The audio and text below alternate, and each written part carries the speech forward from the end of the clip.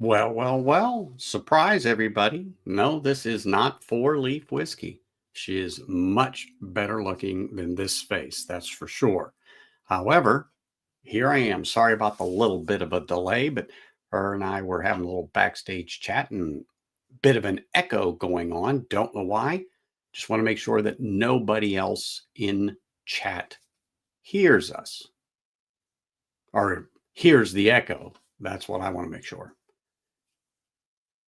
that everything is good. Okay, well, so far it sounds like it to me that the echo isn't here. We think it was with StreamYard, but if anybody in chat hears an echo, just let me know. And I'm going to start off like I normally do. Say cheers to everybody. Douglas, cheers. Thank you for popping in here and joining Stacy and I today. Great to see you here. Thank you, Peter. Cheers, man.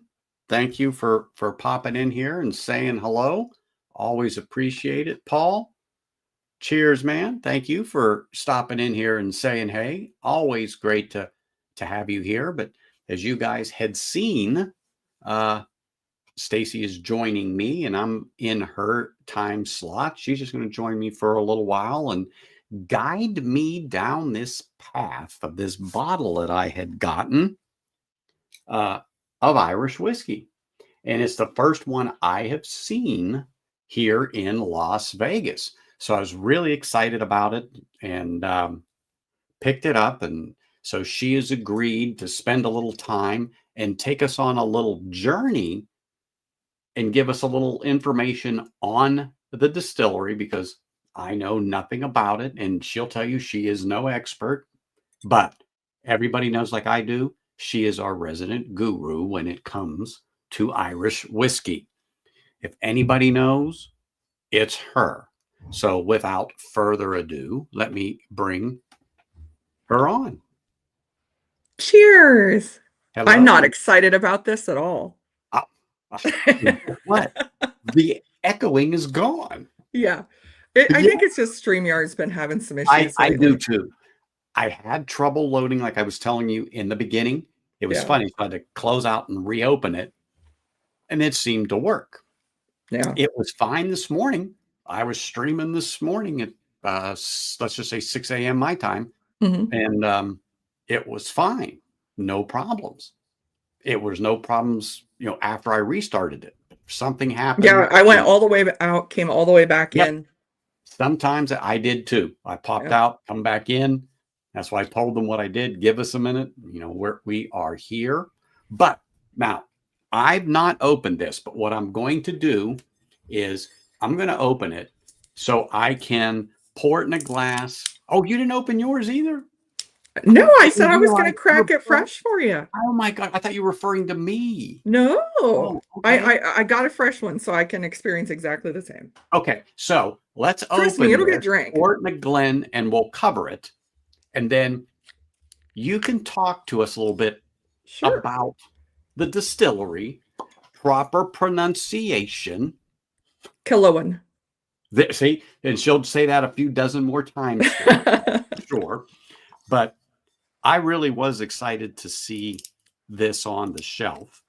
And let me say this. I was over at one of my favorite haunts here in Vegas, and you guys have always heard me talk about it, Liquor Lineup 2. And of course, I was chatting with the owner, and I told him about this stream, and I said, hey, I'm going to be reviewing this bottle. I says, that's why I tagged you in there, just so you know. I'm going to be talking about this. I says, I'm excited about it. I said, I got a real expert coming on with me. Boy, I know you ripped yours open with no problem, but I got to get my special bottle opener here. Don't anyone get offended. But I need and it might just be that that's the U.S. bottling seal. Mine did not come from the U.S. This thing is like, no one can get into this, except if I give it to like a 5-year-old, they'd open it in 2 seconds. Yeah. But this thing is done. I mean, yeah, I didn't have that nice thing. It's like opening pour as well. Looks like electrical tape all around it. I know it's not, but that's what it looks like. These actually aren't the worst ones crazy enough. The Baron Tool bottles that have the wax seals. Oh, Oh man, sometimes they get, oh shoot. some of the Sometimes the wax is a little thicker and it takes a bit to get into. so sometimes those Knob Creeks are horrid to get into. I will say I have not had a Killowen Baron Tool as bad as a Knob Creek bottle to get into. Those things need like a buzzsaw to get into those things sometimes. Hello, Eric. Cheers, man. Appreciate you being here. Thank you, brother. I did not want to miss you. And I know I had seen Josh in here. There. Oh, excuse me. Darn thing flipped on me again. Cheers, Josh. And Eric's And joining us for some rum and yeah, raisin. Yeah.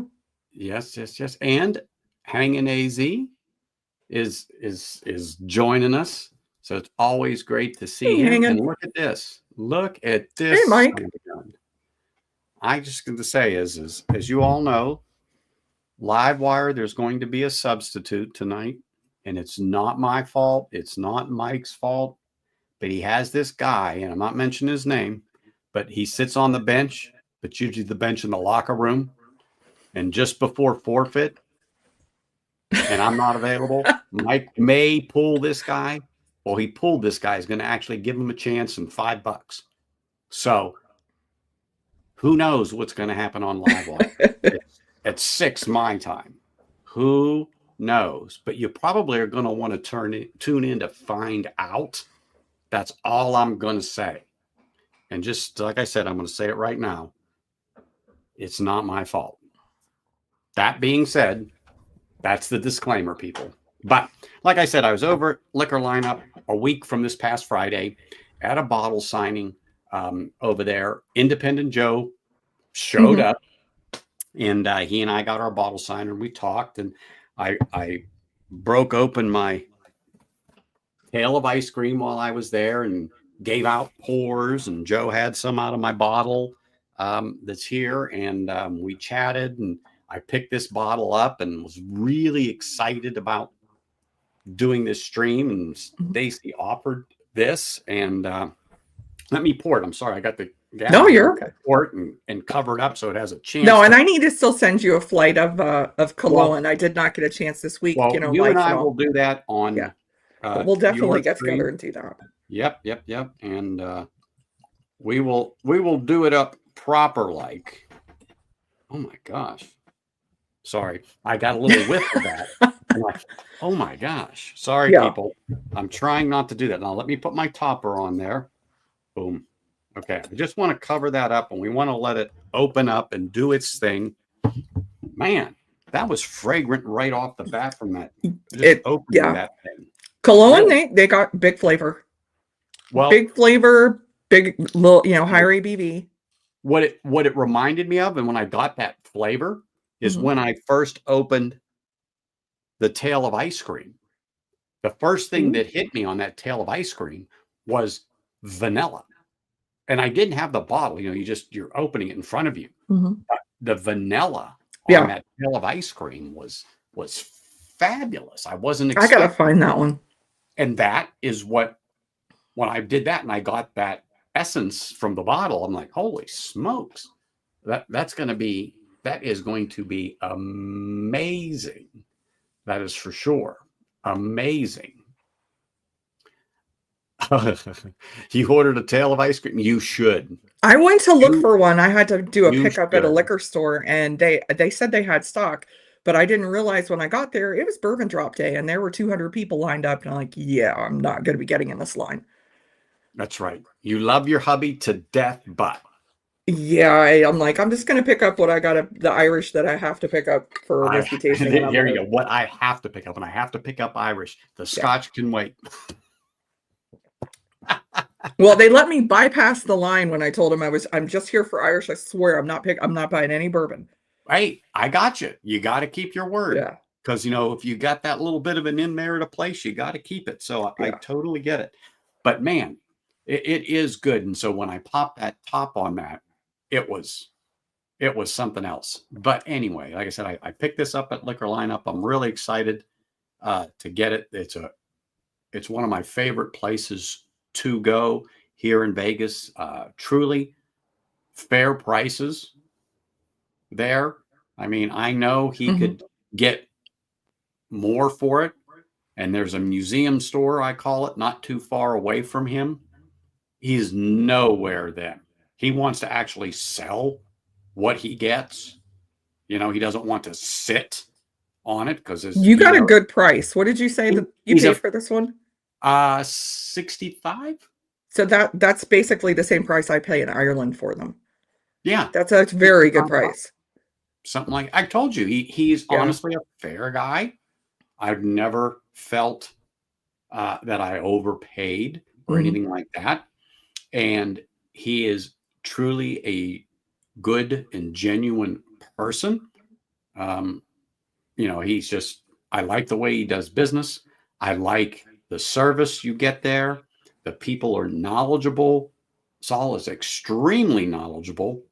And it's so nice to have something like that you can go to and talk whiskey and get, you know, an honest opinion, good, bad, indifferent. You know what I'm saying?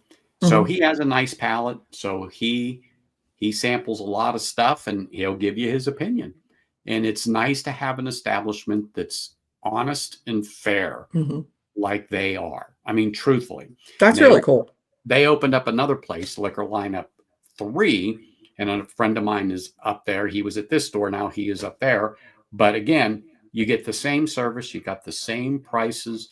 You got Steve up there who has a tremendous palate, and I enjoy talking with him. And again, particularly if you're new into whiskey or you're not sure about things, their people there are knowledgeable enough to help guide you on things. And if they don't know it, and I'm laughing, if I'm there, oh, no, here, this is where you want to go, or that's where you want to go. But anyway, good people. And that's where I picked up this bottle. That's where I picked up both bottles of my Tale of Cake here this week. So I'm really excited to do it. But did he know anything about the Killowen? No. Oh, that's cool. You're going to be able to go back and kind of teach him. What is the other one that's getting? Remember, I couldn't remember the name, and it's on its way. He was on your stream about 2 weeks ago. 2 Stacks. 2 Stacks. 2 Stacks. Yeah. I thought that's what it was. 2 Stacks. That's right. 2 Stacks Irish Whiskey. I knew they were coming. I didn't realize it was already in Vegas. So I was really excited when you sent me that picture. I didn't see it yet. That was at oh my gosh, what was that picture from? Anyway, I got to think a minute. But 2 Stacks, yes, I am excited about it. And I was trying to tell him that, but I could not remember the name, 2 Stacks. I said, oh my God, it was just on her stream. It's the same distributor too. You can let him know. Okay. But so we are all good. But so tell us a little bit about this distillery and what they do. So Killowen is one of the smallest distilleries in Ireland. They're located in County Down. They're located up in the mountains. And when I mean small, I mean like my 2-car garage is probably larger than that distillery is. They're only producing, I think it's like a half a cask a week. So very small batches. But everything they do is kind of really focused on quality. You know, he's very big on, you know, they're stirring the mash with like a big freaking canoe paddle to get the mash stirred. Well, they do a lot of gotta be done. Yeah, they do a lot of commercial kitchen. What do you think they're stirring the soups with? So they do a lot of fermentation, a lot of open top fermentation outside, a lot of to let, you know, kind of natural yeast happen as well before they pitch their yeast. So you definitely get a note on Killowen, but you can taste the quality there. Now the rum and raisin that you have, this is still their sourced whiskey. This is their one of their core lineup offerings, and it's sourced. But in addition to doing whiskey, they also make their own rum. So their dark rum cask, they have a dark rum, they have a peated rum. Their dark rum casks are what they use to age this whiskey in to finish it. This is a dark rum and PX cask finish. I got the sherry. That's what. Yeah. You always have me at sherry. That gets my attention first. So you saying that this is the barrels that they use, or is their rum? So they their rum distillate in there, but they get this distillate from somebody else. Yeah, it's from Great Northern. Okay, it's from Great Northern. Okay. Yeah. Now, and then they age it in there. Do you have an idea on about how old this is? It's around 5 years. They used to put a 5-year age statement on it, and they don't anymore, but it's right around 5 years ish. Okay. And this is single malt. It's bottled at cask strength at 55% ABV. And they used to actually have them in the US at this size because in Ireland they'd always sold at Hold on. 500 Those are the milliliter. ones, let me This is, highlight that. Those are the ones I've seen. As a matter of fact, yeah, yes. that's a 375 Eric because showed we me don't his. have 500 milliliter as an approved size in the US. And when they brought this one in, they went to the full 700 milliliter for the same price. Okay, so That is what's crazy. It is the the, same price. the one that you're just setting down, that Yes. is what they released at one time. Let me highlight that again. This was That's what they released. released, right? This At was one released time. here, and this is a US exclusive that was released here last year. Mm-hmm. This is a 5-year-old. This is a coconut rum and raisin finish. Okay. And so that was the biggest thing that they released. But In the US, yeah. For our market, the one Yes. that you and I have right here, right now, is This, the first, what I call full-size bottle they've yes. released in the US, period. Brand new release to the US, yes. They had, last year they released this coconut rum and raisin in the US of the smaller bottle. Mm-hmm. And then they also had a Baron Tool that's a white cognac finish, which is their own distillate at 3 years old, a single pot still that was released in the US. Which I have that one that's right here. That bottle right there. Okay.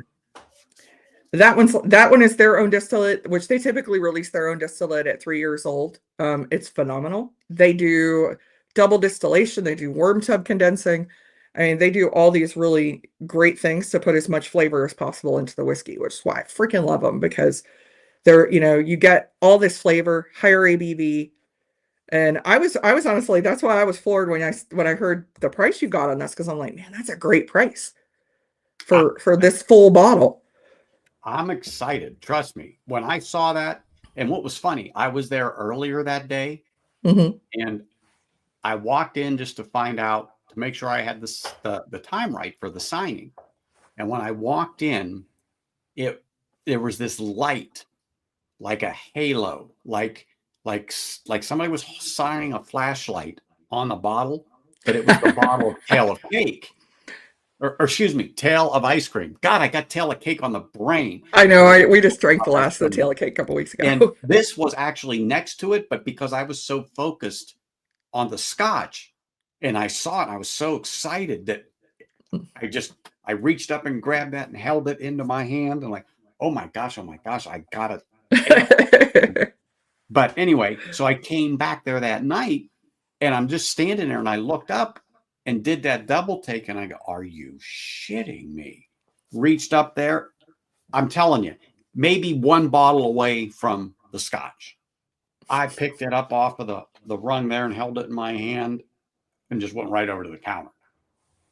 It was one of those things I don't think I really asked the price. It was like, if there are some left, yeah, I hope everybody in Vegas grabs that and cleans them out because it is worth it. As soon as Anthony gets all he wants.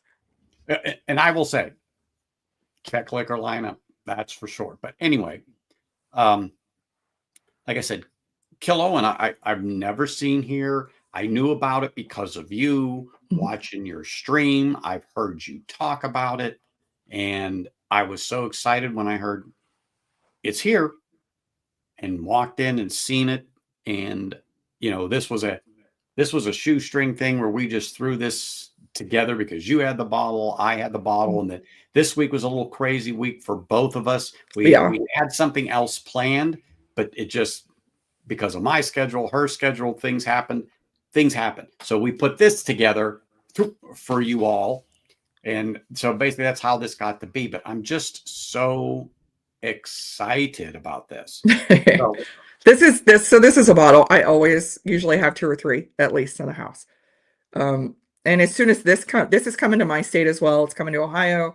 I believe it's coming to Indiana, Jersey. I think it's already in New York. Tennessee, a lot of states are going to be getting this one, and I'll be buying more backups. It's one It And started you got becoming like a yours daily when you sipper. were in Ireland, though, the one you have. Yeah. Yeah. I picked these up over there. That's what I thought. That's what I thought you said. Yeah. Hey, Zen Yep. Mood. Cheers. Missed you this morning for the coffee stream, brother. But okay, that's what I thought you said. I wanted to make sure that's what you said, that yours came from Ireland. You brought your stash back. I brought a lot back from Ireland, yeah. Yeah. Well, it wasn't available to you. Yeah. Oh, well, yeah, it's not available. Yeah, it hasn't been available here. The closest thing I would get is the coconut rum and raisin, which I'll send you a sample of this one. This is available in Kentucky. I think they might still have some. Just over the river. That was one of the states that got that one last year. Over the river and through the woods. Over the river and through the woods. That's right. To party source we go. That's it. And then I got to say hi to Mr. Great Shot if I didn't. Cheers, Mark. Hey, Mark. Great seeing you, man. Thank you for popping in. And then, yes, there is cooler running is in here. Got to say cheers to our man on the ground down there. Yeah. He's on the ground down there. He'll let us know if something really good is happening. That's for sure. Yeah, Cool Running's not too far from Killowen. What's that? I said Cool Running's not too far from Killowen. Oh, he's not? He didn't live too far away. Oh, okay. Well, hey, like I said, it's good to have a man on the ground that can give us the 411 when things happen. It's really good. But yeah, I'm excited. I really truthfully am. I was excited about Tale of Ice Cream. I'm excited about this, and I'm excited about Two Stacks coming here. Really, truthfully, I'm looking forward to experiencing that whiskey. And if I'm not mistaken, Killowen does poaching, don't they? They do. They do. You have a very good sample of the Killowen poaching. Oh, I wasn't going to bring that up, but since you said I had still got the Killowen. Yeah. Yes, right here. And where did I get that from? I wonder. I'm telling you. They make a lot of good of poaching. They make some good gins. Rum. I really like their rum. I have a blackberry rum too. That they did. That was a special exclusive for the Killowen enthusiast group. They did this blackberry rum release. Then they did a whiskey finished in the blackberry rum release. So do me a favor. Take a few minutes and explain the poaching. Poaching? Yep. Explain to people what it is. And this is the from Killowen. Yeah, you have the Balkan, which supposedly is a recipe that even predates poaching. Yours is 100%. It's malted barley. I think that's what's in that. I can't see where mine is. Mine's over there somewhere. It's okay. So poaching is one of Ireland's native spirits, and it dates back hundreds of years. And it's an unaged spirit. Now it has its own technical file. So a new make whiskey could still qualify as poaching, but there are some poaching that would not qualify as a whiskey. Poaching can have sugar beets in it. It can have molasses. It can have potatoes. So it can be made with grains that wouldn't qualify it as a whiskey, but can also be made with things with like barley and rye. Let's just clarify this.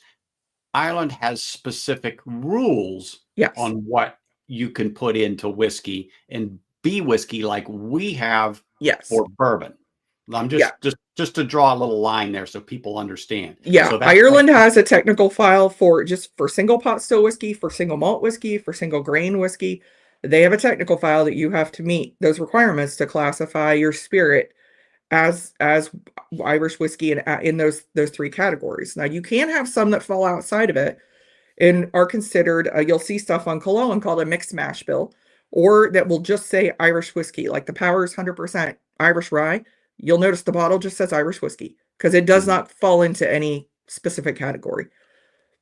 The other thing about poaching can only be rested in a cask for 10 weeks, maximum of 10 weeks. And you can't call it matured. You can't call it aged. You can't actually, I don't think you can even put cask on the label. You have to say rested. So, rested. yeah. Yes. And there is a specific technical file. Actually, Killowen, one of their Pachines, fell outside of it because I think they kind of tweaked the regulations a bit. So if you did rest a Pachine in a cask, they decided it had to be made with molasses. Well, one Killowen's wasn't. So if you got a bottle of that, which I still have half a bottle of it, it's really, really good. It's a PX finish. So I think it's on, I think it became floor. Oh no, it's right there. Yeah, right here. This is the one that got him in trouble. We're gonna get to see it.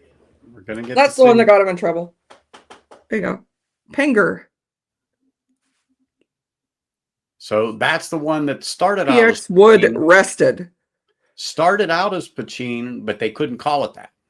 No, this is called Pachine, but after they released it, they tweaked the regulations and said that it had to have molasses in the mash bill if you were going to rest it into a wood cask.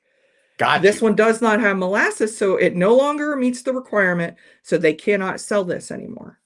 So what? So he had to basically, he sold what, yeah, I think it's gone as far as I know. Oh, I'm sure it is. But yeah, this is one, I still have about half a bottle. And that is natural color. It is beautiful. It is delicious. So I'm super excited to have this one. Sure it is. I am sure. That was.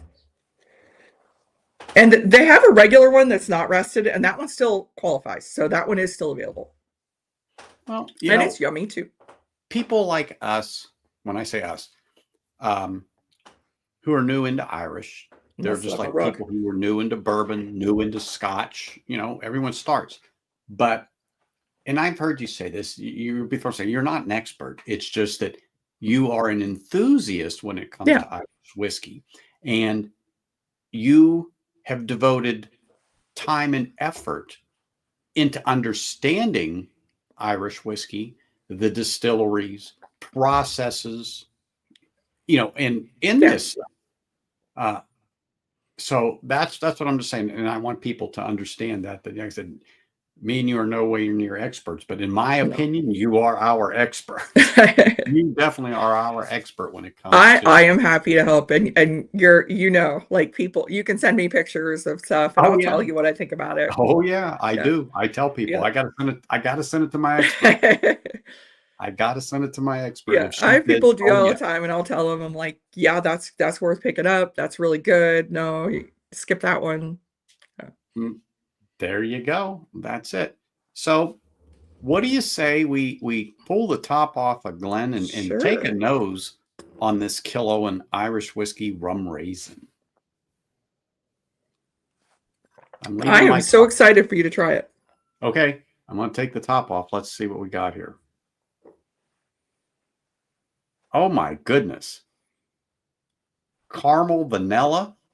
Really? See, I get a bunch of fig on this. I get the malt from a Scotch because, of course, it's a single malt. Yeah. Vanilla, caramel. I'm going to say almost like a stewed fruit. So, okay, I could give you the fig. Yeah, I get kind of figgy figs or raisins. Yes. Bingo. Shit, it's raisins even in the thing, and I didn't even catch it. I'm not getting a lot of ethanol for the proof. That area seems balanced. So the building and the picture in your thumbnail, that is the actual distillery, and no casks are actually stored there. So that, and he's actually recently posted pictures, so you can see just how tiny that building is. Well, and if you want, you have to walk up the road a spell. Picture. Yeah. I actually had to go and keep looking because I thought that was a shed. Yeah. That's a distillery. No, I'm not trying to be funny, but I thought it was a shed because in my mind, I'm looking for a distillery. Yeah, it used to be half that size. So that big building with the double doors, that's the new part. It used to be smaller. So you actually have to walk, it's a 1-lane road with no shoulder up in the mountains. They still use it for taking sheep from one pasture to the next. And you walk up the road a little ways, and they have another building that is about the size of probably like a 1-car garage. And that's where they've got all their casks stored. So when we visited there in September, Brendan and Patrick were pulling, samples out of casks for us to try, and it was Both all really, casks really that good. they had, right? What's that? I'm being glad I said both casks that they Oh, had yeah. at the time. It was, yeah. Because you said they don't have the capability to produce that many a day. No, They're not producing, let's just say 100 a day. no, I think Brendan said they produce about a half a cask a week A half a cask, people. of their own distillate, Of which their is own stuff stuff. like this. Yeah. Yeah. So half a cask. Yeah. A week. I mean, that is When you compare it to like Middleton, that's producing correct. like 35,000 a week, something crazy. But do you see what I'm saying? Exactly. Yeah. That's what I'm trying to draw this line. So a half a cask. So Yes. to be able, even though this isn't their distillate, it's not like they produce a lot, but I mean to have this right now. No, and this they do such a great job on this, and like I said, it's one that I always have in the house, even though it's not theirs. You can still get their mark on this. I mean, you can still taste, and you taste this along with other Killowen's, and you still can get kind of a Killowen mark on this one. Well, You can see the care that went into it. I'm sure that when they are blending this together, they're going for their profile. Yes. Okay. So they know, yes. So this Killowen going to the next one, and I'm sure there's going to be the core range. Let's use that as a term that if you like this going forward, this is what our spirits are based off of. And then moving from left being the core and moving right to other expressions like we do in the Scotch world. This is one that's one of their distillate. This was a single pot still they just released, 5 years old. It's called Christmas in natural color, Palo Cortado finish. So this also, even though it's sourced natural color. Hold on, let me get that because I was looking at you. Yeah, that's the one you were sipping on.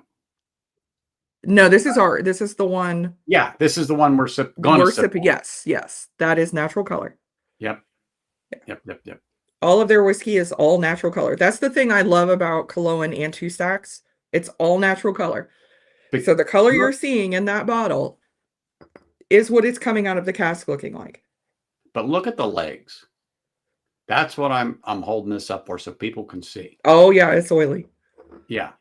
It's beautiful. And they're slow. They're not streaky like water. It's not streaky like water. That's for sure. But like I said, on the nose, it's vanilla, it's caramel, it's raisins, it's that stewed fruit or fig there with the bread note from a Scotch. It does have, this one does have an especially kind of Scotchy vibe going on. It does. It truly does. That was one of the first things I picked out. And almost, I get that vanilla cake note on Scotches. That's what it reminds me of, moist vanilla cake with the vanilla in here that I've got on the palate like a caramel. It's great on the nose. And like I said, the ethanol, no.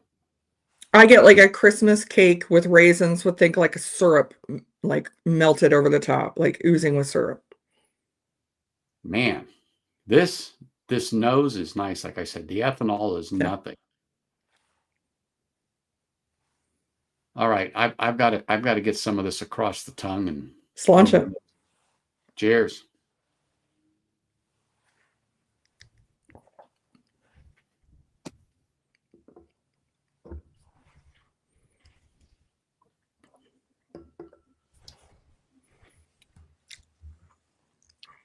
Let me tell you.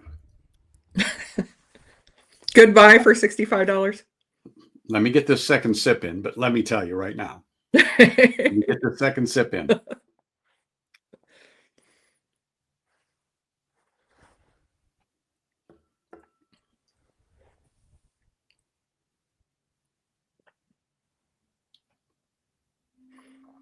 Wow.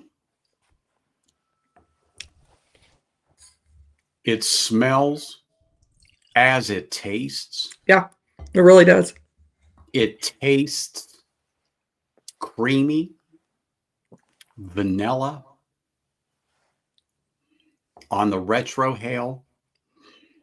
You do get a dark fruit, I always related to something my grandmother made at Christmas, which was she would take prunes and cook them, and there'd be a little bit of a syrup in there, and she'd put that in the center of the table with a spoon, and I love that. The taste. So the stewed fruit or the figs that you're talking about, dates, whatever, that's what it reminds me of in my mind. And it's good. And then there's a little bit of spice to it with a tad bit of citrus late in the finish. But I think it's the pot still. Oh, this is a single malt though. Well, that's true. Sorry. Then it is the citrus. That's coming. Yeah, I think you're right. I think it's coming off that PX though. Well, that could be, but I'm just saying. So in my mind, Irish pot still, blah, blah, blah. And I even said it was single malt. Yeah. But I'm trying to put the flavors together and validate how I could be coming up with that. But then it would be a zest. It would be fruity. So then the sherry cask. And I do get a little spice on this one. I think you nailed it. There is some spice on this. This reminds me of, the palate reminds me of sticky toffee pudding that we had when we were in Ireland.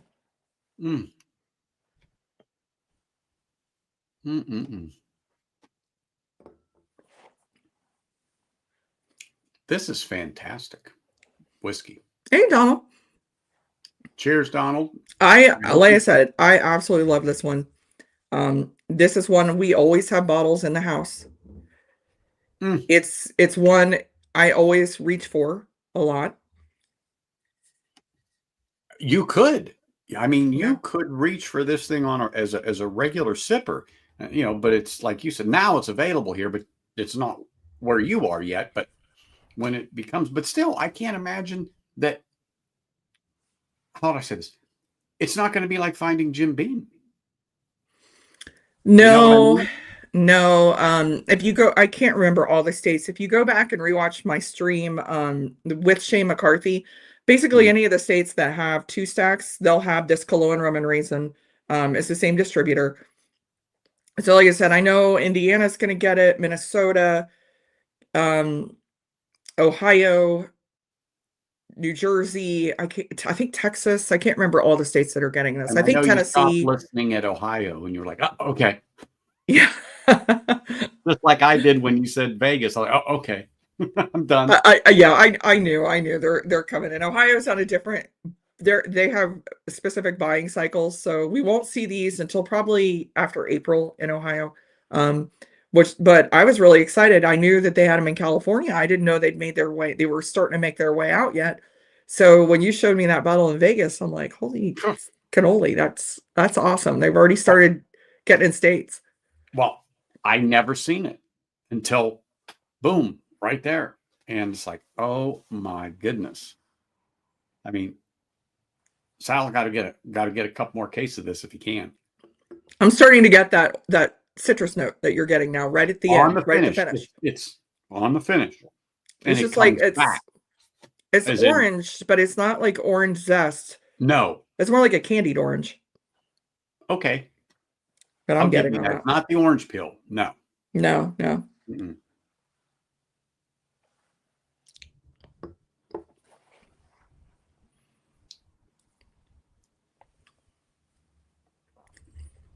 I love that it's a single malt. I do. I love this texture. I love this viscosity to it.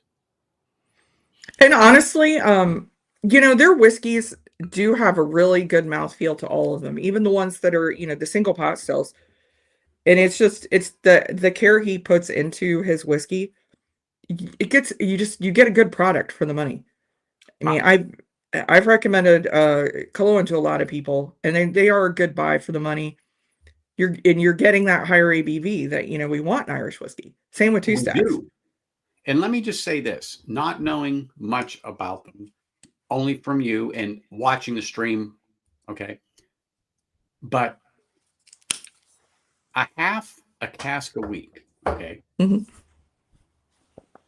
And they're there watching every step of it. Mm-hmm. Do you see what I'm saying? Oh yeah. So And to they're me, tasting, they're not doing all these high-tech measurements. They're there correct. with a spoon and a cup tasting Yes. and yeah. And saying, okay, this is good. This This is is good. good, This yeah. is good. Yeah. Keep going. Mhm. Or whoops, whoops, whoops. Exactly. No, I got it. But this truly gives a new meaning to the word small batch to me. Yeah. And Because that's knowing what you just said, yeah. holy smokes, a half a cask is nothing. So that's like this was the US release that they had. This is Mm. their single pot, still 3 years old, and it was finished in a Hennessy white cognac cask. That's Mhm. one, I think this was one cask because it's a 200 liter, was finished in a 200-liter white cognac cask. Natural color, very Mm. light, a lot more flavor than it looks for that light. And it was 61% ABV. So Ah, that was the US release of their distillate last year. But these casks that they're producing, their distillate, yeah, they're only doing on average a half a cask a week. They do have an upcoming release. That's a peated Pinot Noir cask finish. The one I was going to send you that I think you'll enjoy is a lightly peated, and it's finished in Pinot Noir, an ex Pinot Noir Firkin, and a Hungarian oak cask. And it's yummy. Those were my two favorites from the experimental series. what was it? You said the picture I sent you the two, and you said, "Oh, those are good." You mentioned, I Oh, think, yeah, that was the tealing. yeah, was The those tealing, tealing? yeah, the Portuguese. If you get the Portuguese Portuguese. oak, yeah, Yeah. that is a really good bottle for $100. That's a really good bottle. That's a single pot still. I had shared a sample with Mark at Northwest Bourbon, and he loved that one. He has the Swedish oak. He liked the Portuguese better. The Portuguese is just real kind of leather tobacco. It's real rich. It's a nice bottle. It really is. Sorry, but I'm my mouth is salivating just letting this whiskey develop after this last sip. I mean, I'm resting because I want to see what happens. And the spice is like a white pepper spice, but it's not overpowering. Mm-mm. Um, the finish is still creamy. The mouthfeel. And I'm still getting some of that flavor in the orange citrus type of a note, but it's not indicative. Well, it's what it reminds me of, but this quite doesn't have that taste to it of a younger whiskey. Mm-mm. The note that I'm getting, it doesn't lean that, but it throws up that flag. But as it develops on the palate into the finish, it's almost gone that note that would make me go, oh, it's a little young. I mean, 5 years isn't old and it isn't really young, You'll but get that across the board with Killowen. They do not drink their age. no, Um, no, that's this is one of the exactly what I was oldest getting at. releases he's had of his own distillate at 5 years. All the stuff you see up here, vast majority is 3 years old. None of it drinks like it's a 3-year-old whiskey. I've got some young whiskey and it drinks like young whiskey. Yeah. None of this does. I throw it in blinds all the time. And if I tell people, to pick the age, no, they Hey, always, Carbon. nobody ever says it's 3 years old. Cheers, man. But yeah, this is fabulous. Hey, As a matter baller. of fact, I hope it's not like a faux pas, but I got to pour just a little more in my glass. Go right ahead.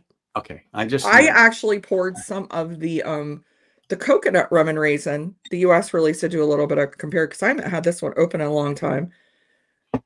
One of my friends was nice enough to pick me up the bottle when he was down in Kentucky. Um, they still have a few there, I think. They don't have a lot left.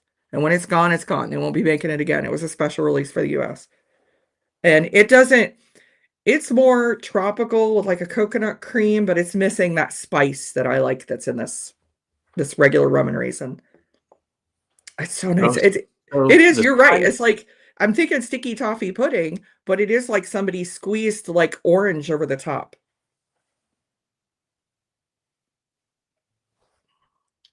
So you're like me. It's that other Killowen. Mhm. It's good, but you miss that little bit of Irish whiskey spice that is pretty much synonymous through there, because it's almost like a signature thing. It's great on the palate. It's fruity, it's sweet and delicious. And then you take it, you consume it, and now you're waiting. It's like, okay, it's good, but where is it? Where is it? I like that spice kind of balances the sweetness, because there's a lot of sweetness going on. There's a lot of rich flavors, and that spice just kind of balances it all. This is a really well balanced whiskey. Cheers, Mr. Jiggs. Hi, Mr. Jiggs. Always good to see you, sir. But this is an extremely good whiskey. So, an extremely good whiskey. Let me ask you, is it a buy for $65? Hell yes. I didn't have to think about that. Yes.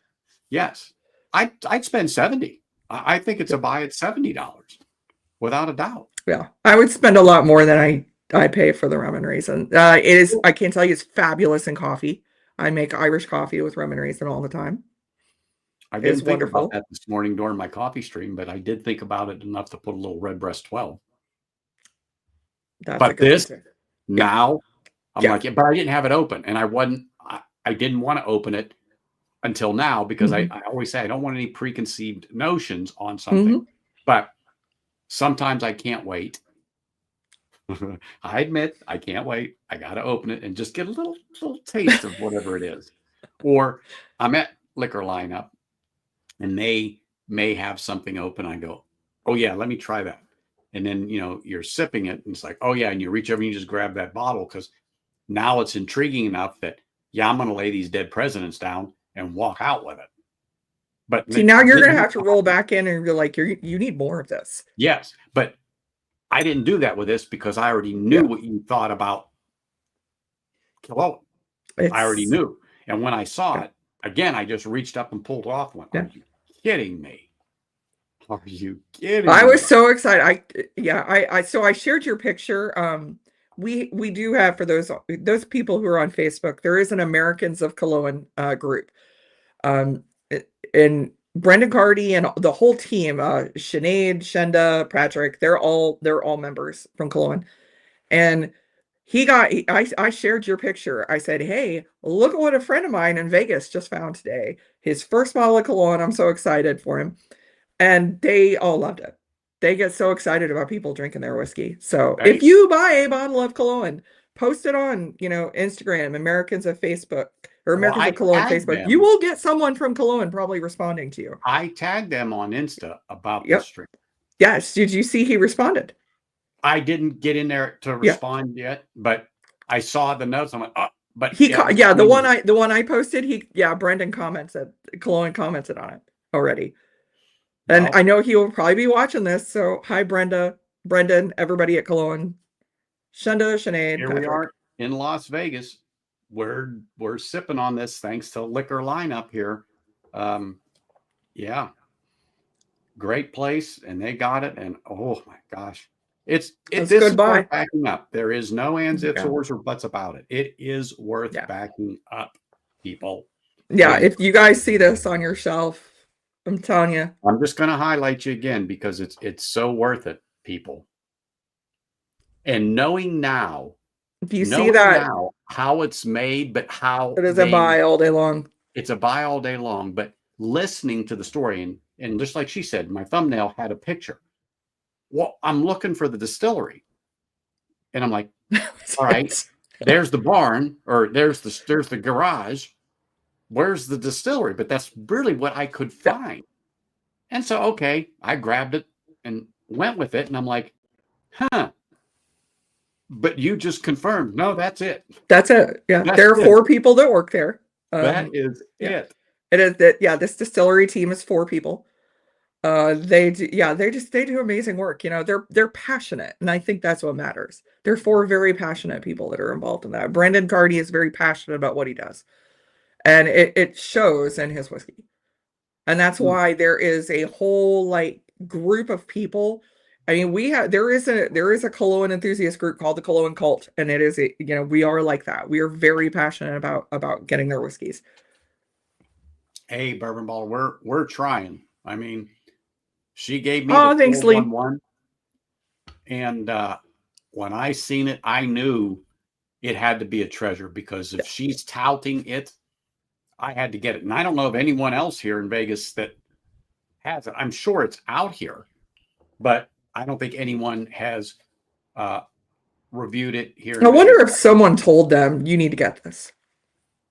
Well, some will pick Smart up guys for things. listening. I mean, honestly, he'll pick up some stuff, and he might not be able to get 5 cases, let's say, but something new comes along. It's promising. It has something. I told him, I said, "Oh my gosh, you have no idea."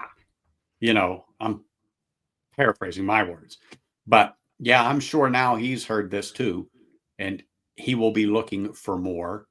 And I told another friend of mine that works for a huge liquor place here in the States, Total Wine, and they go, "Yeah, we don't have that."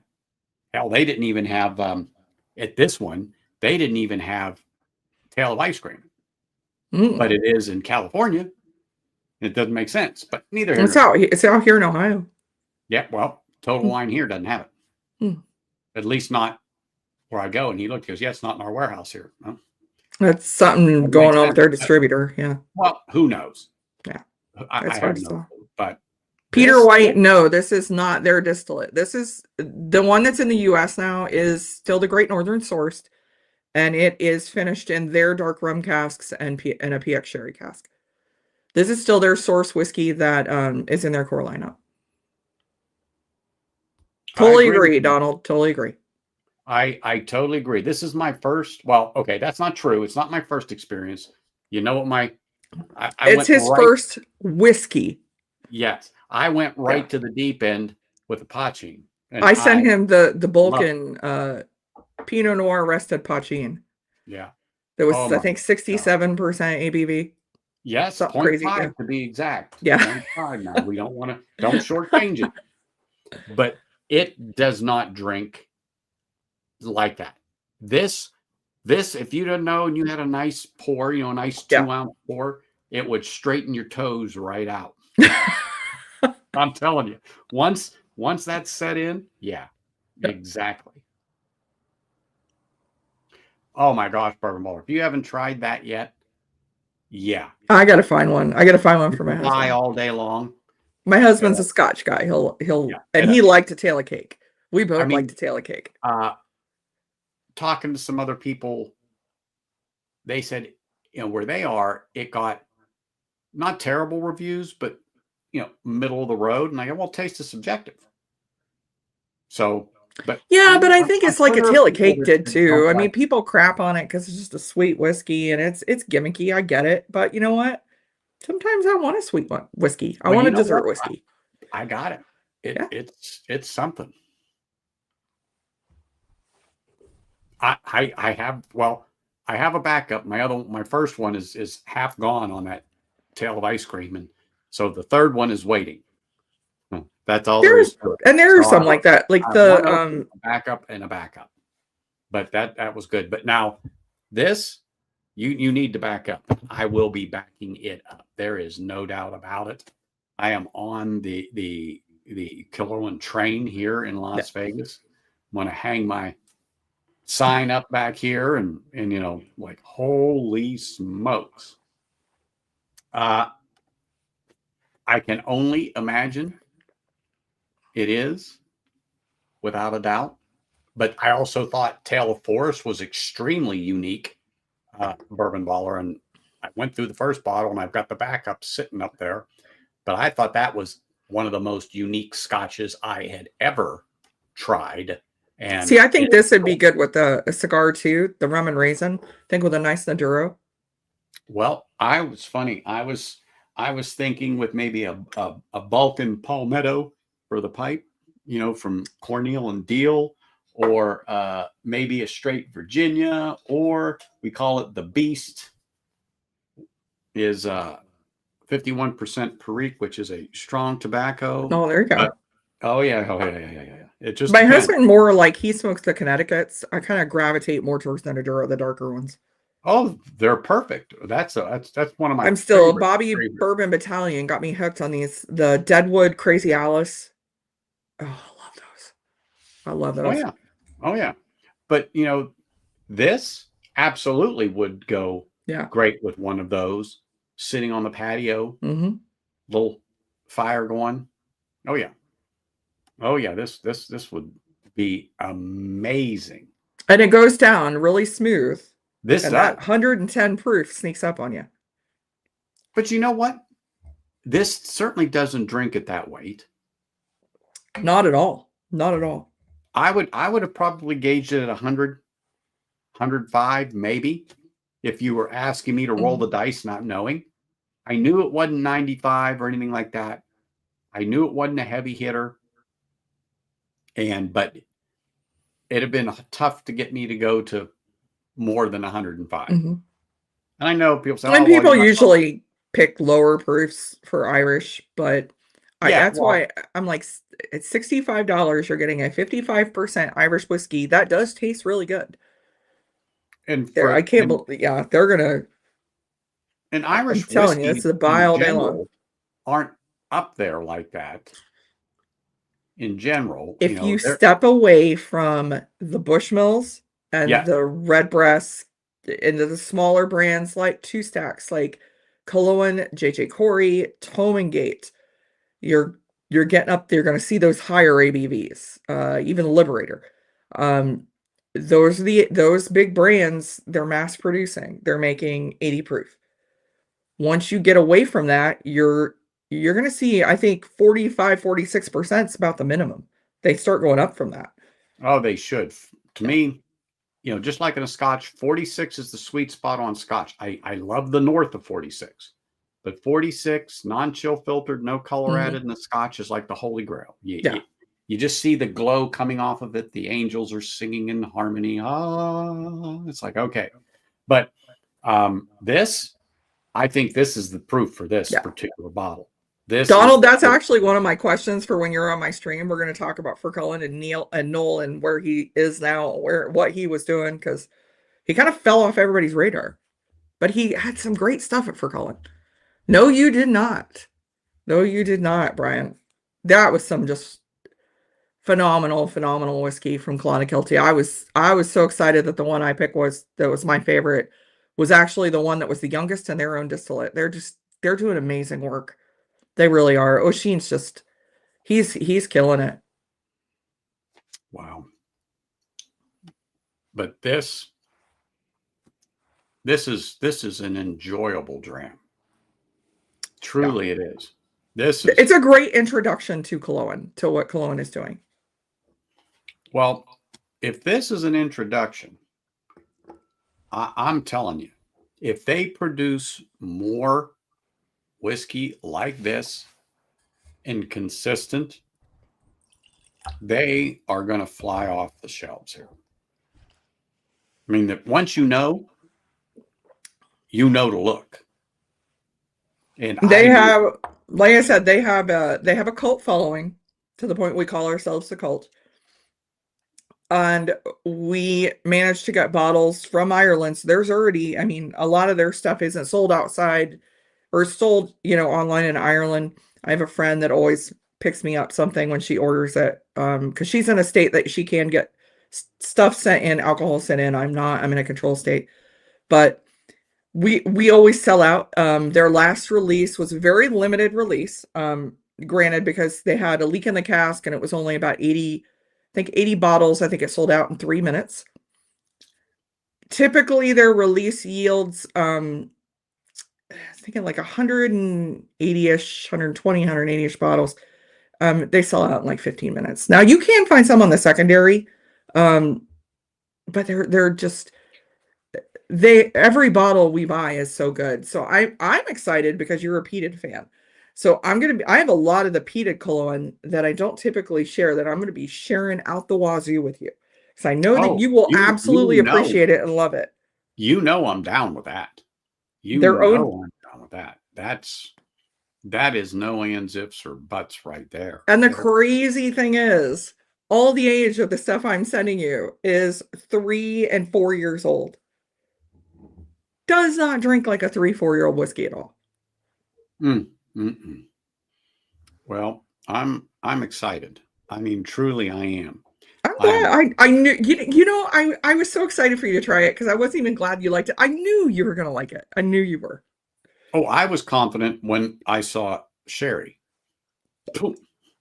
So I know that you are a Scotch fan. It has some Scotchy vibes. It does. It truthfully does. Yeah. It honestly does. It has. Well, that's one of the things I picked up on the nose is that, oh, this has that vanilla first, but then I picked up the bread note from the single malt, and I go, vanilla cake, caramel, stewed fruit, or like what my grandmother would make at the holiday. And I'm like, oh my gosh. And then the ethanol was pretty much non-existent. I mean, you get so much essence on the nose.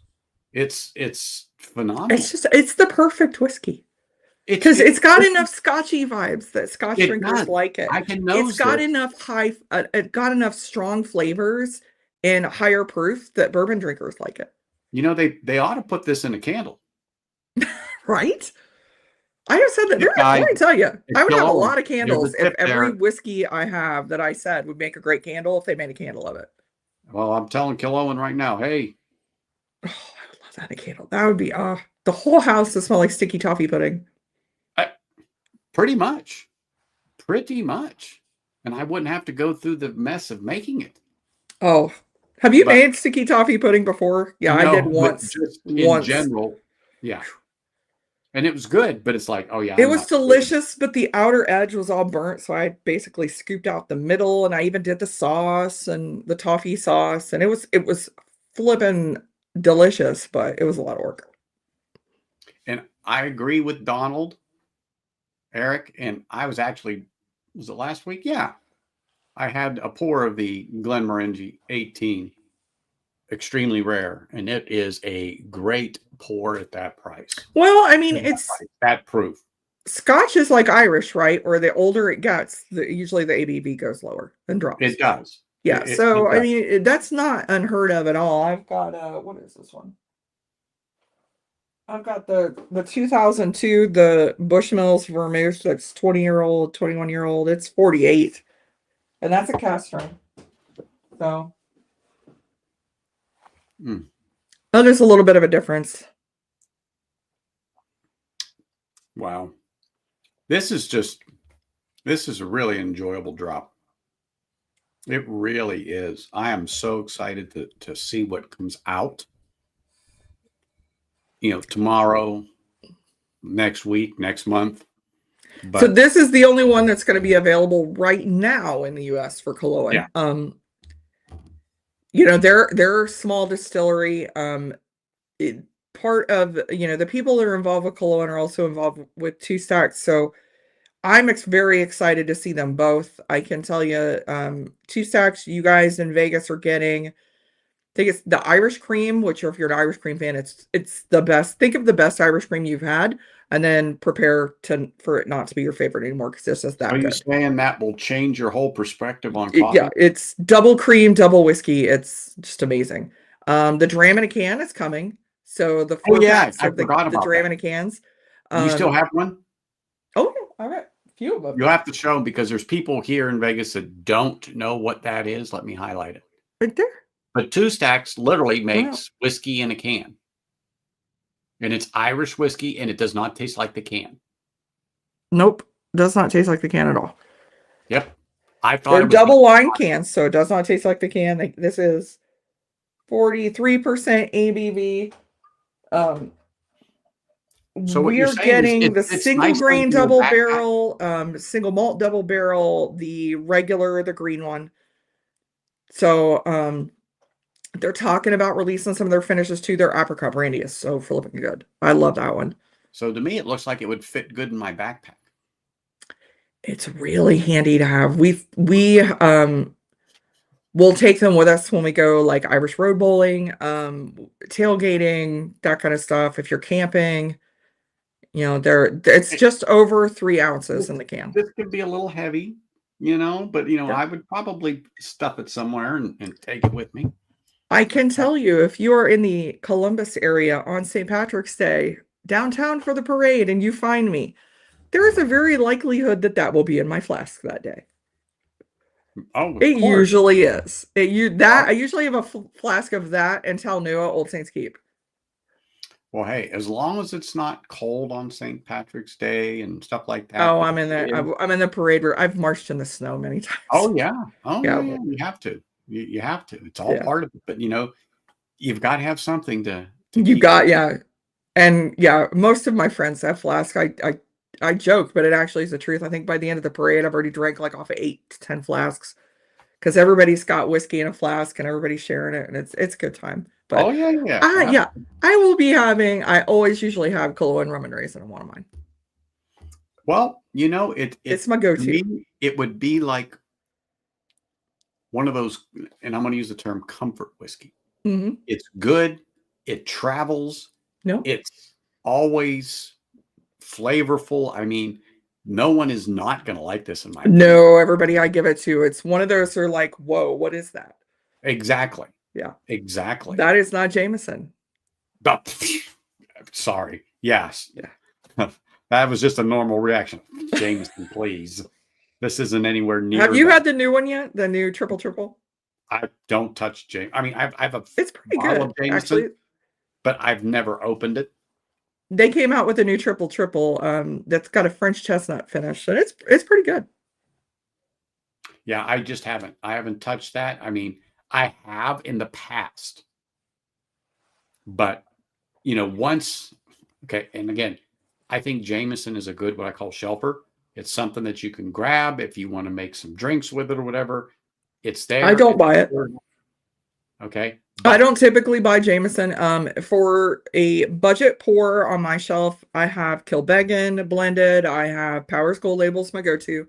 We have Tullamore Dew. I don't own right now in my house. I don't have a bottle of regular Jameson.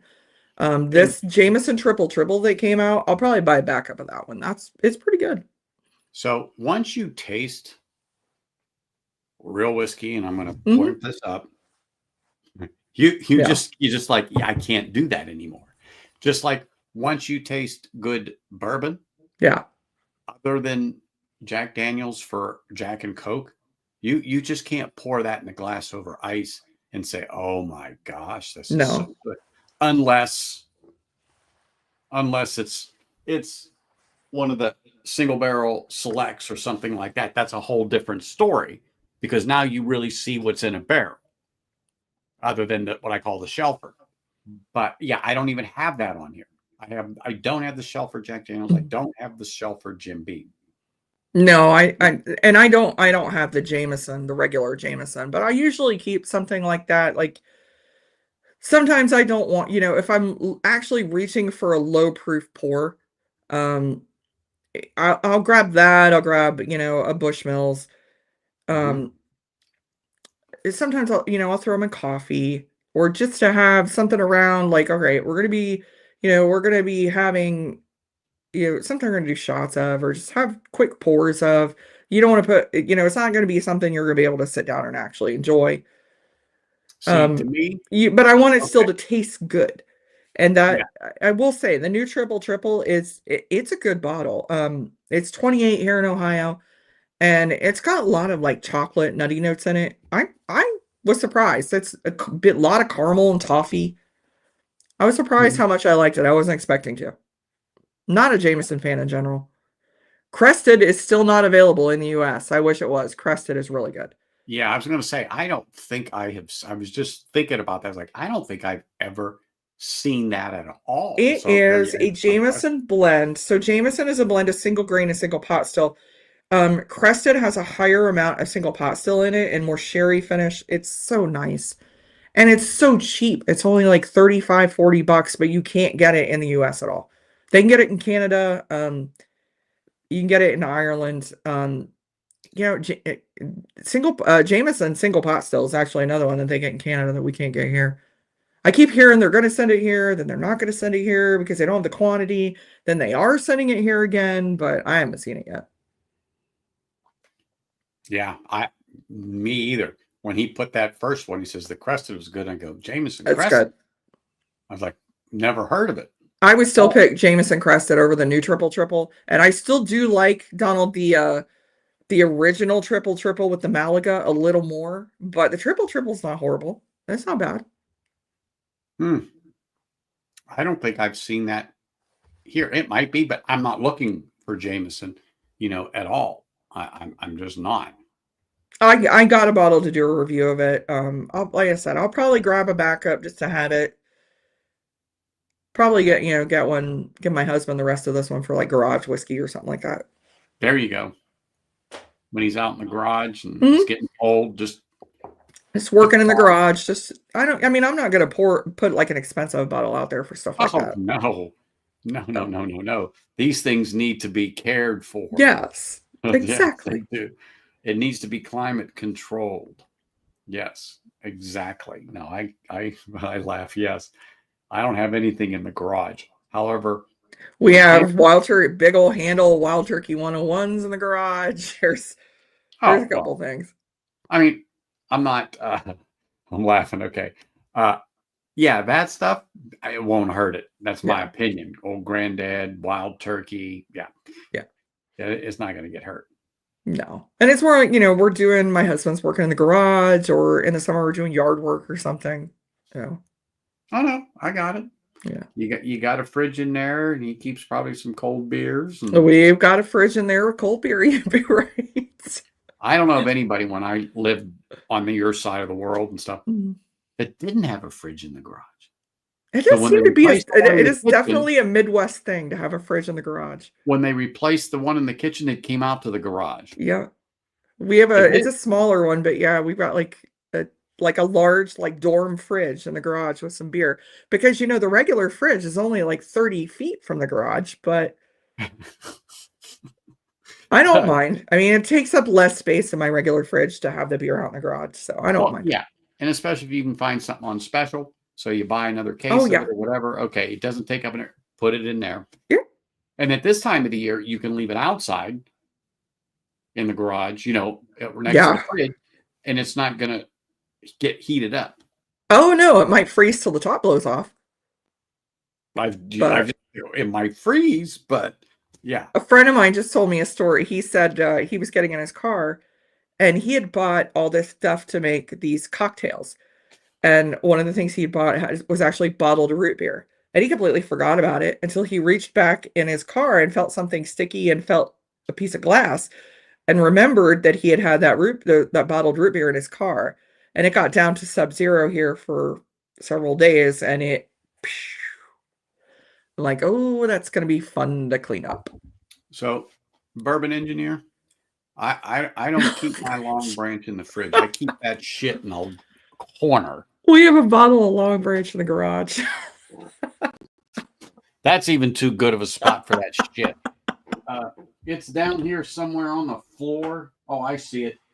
In the back behind the Kirkland Blended, so I can't see it. But that Kirkland Blended Scotch is so much better than Long Branch.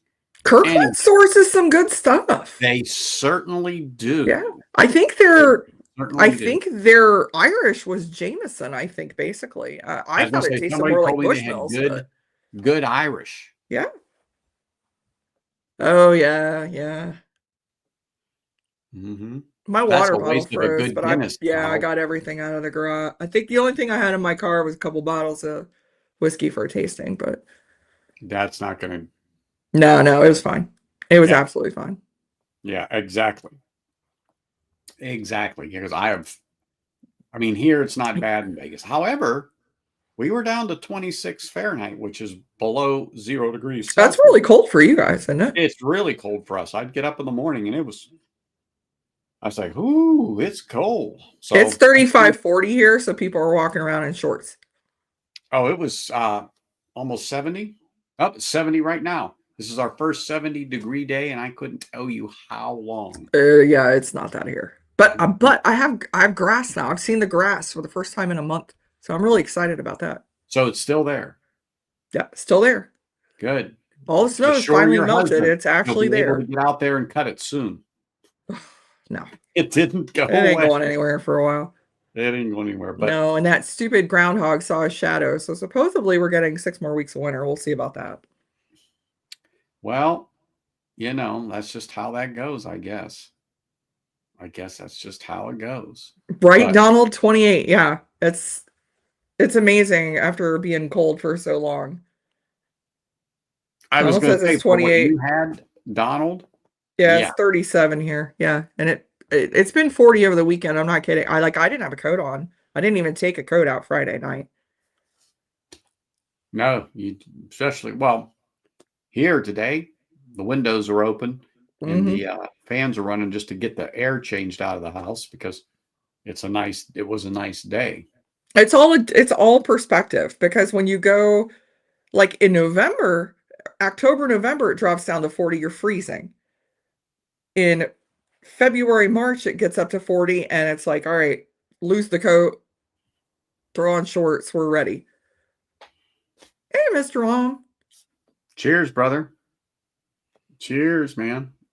Always good to have you. Getting Anthony hooked on Killowen. Oh yeah, I'm hooked. It's there.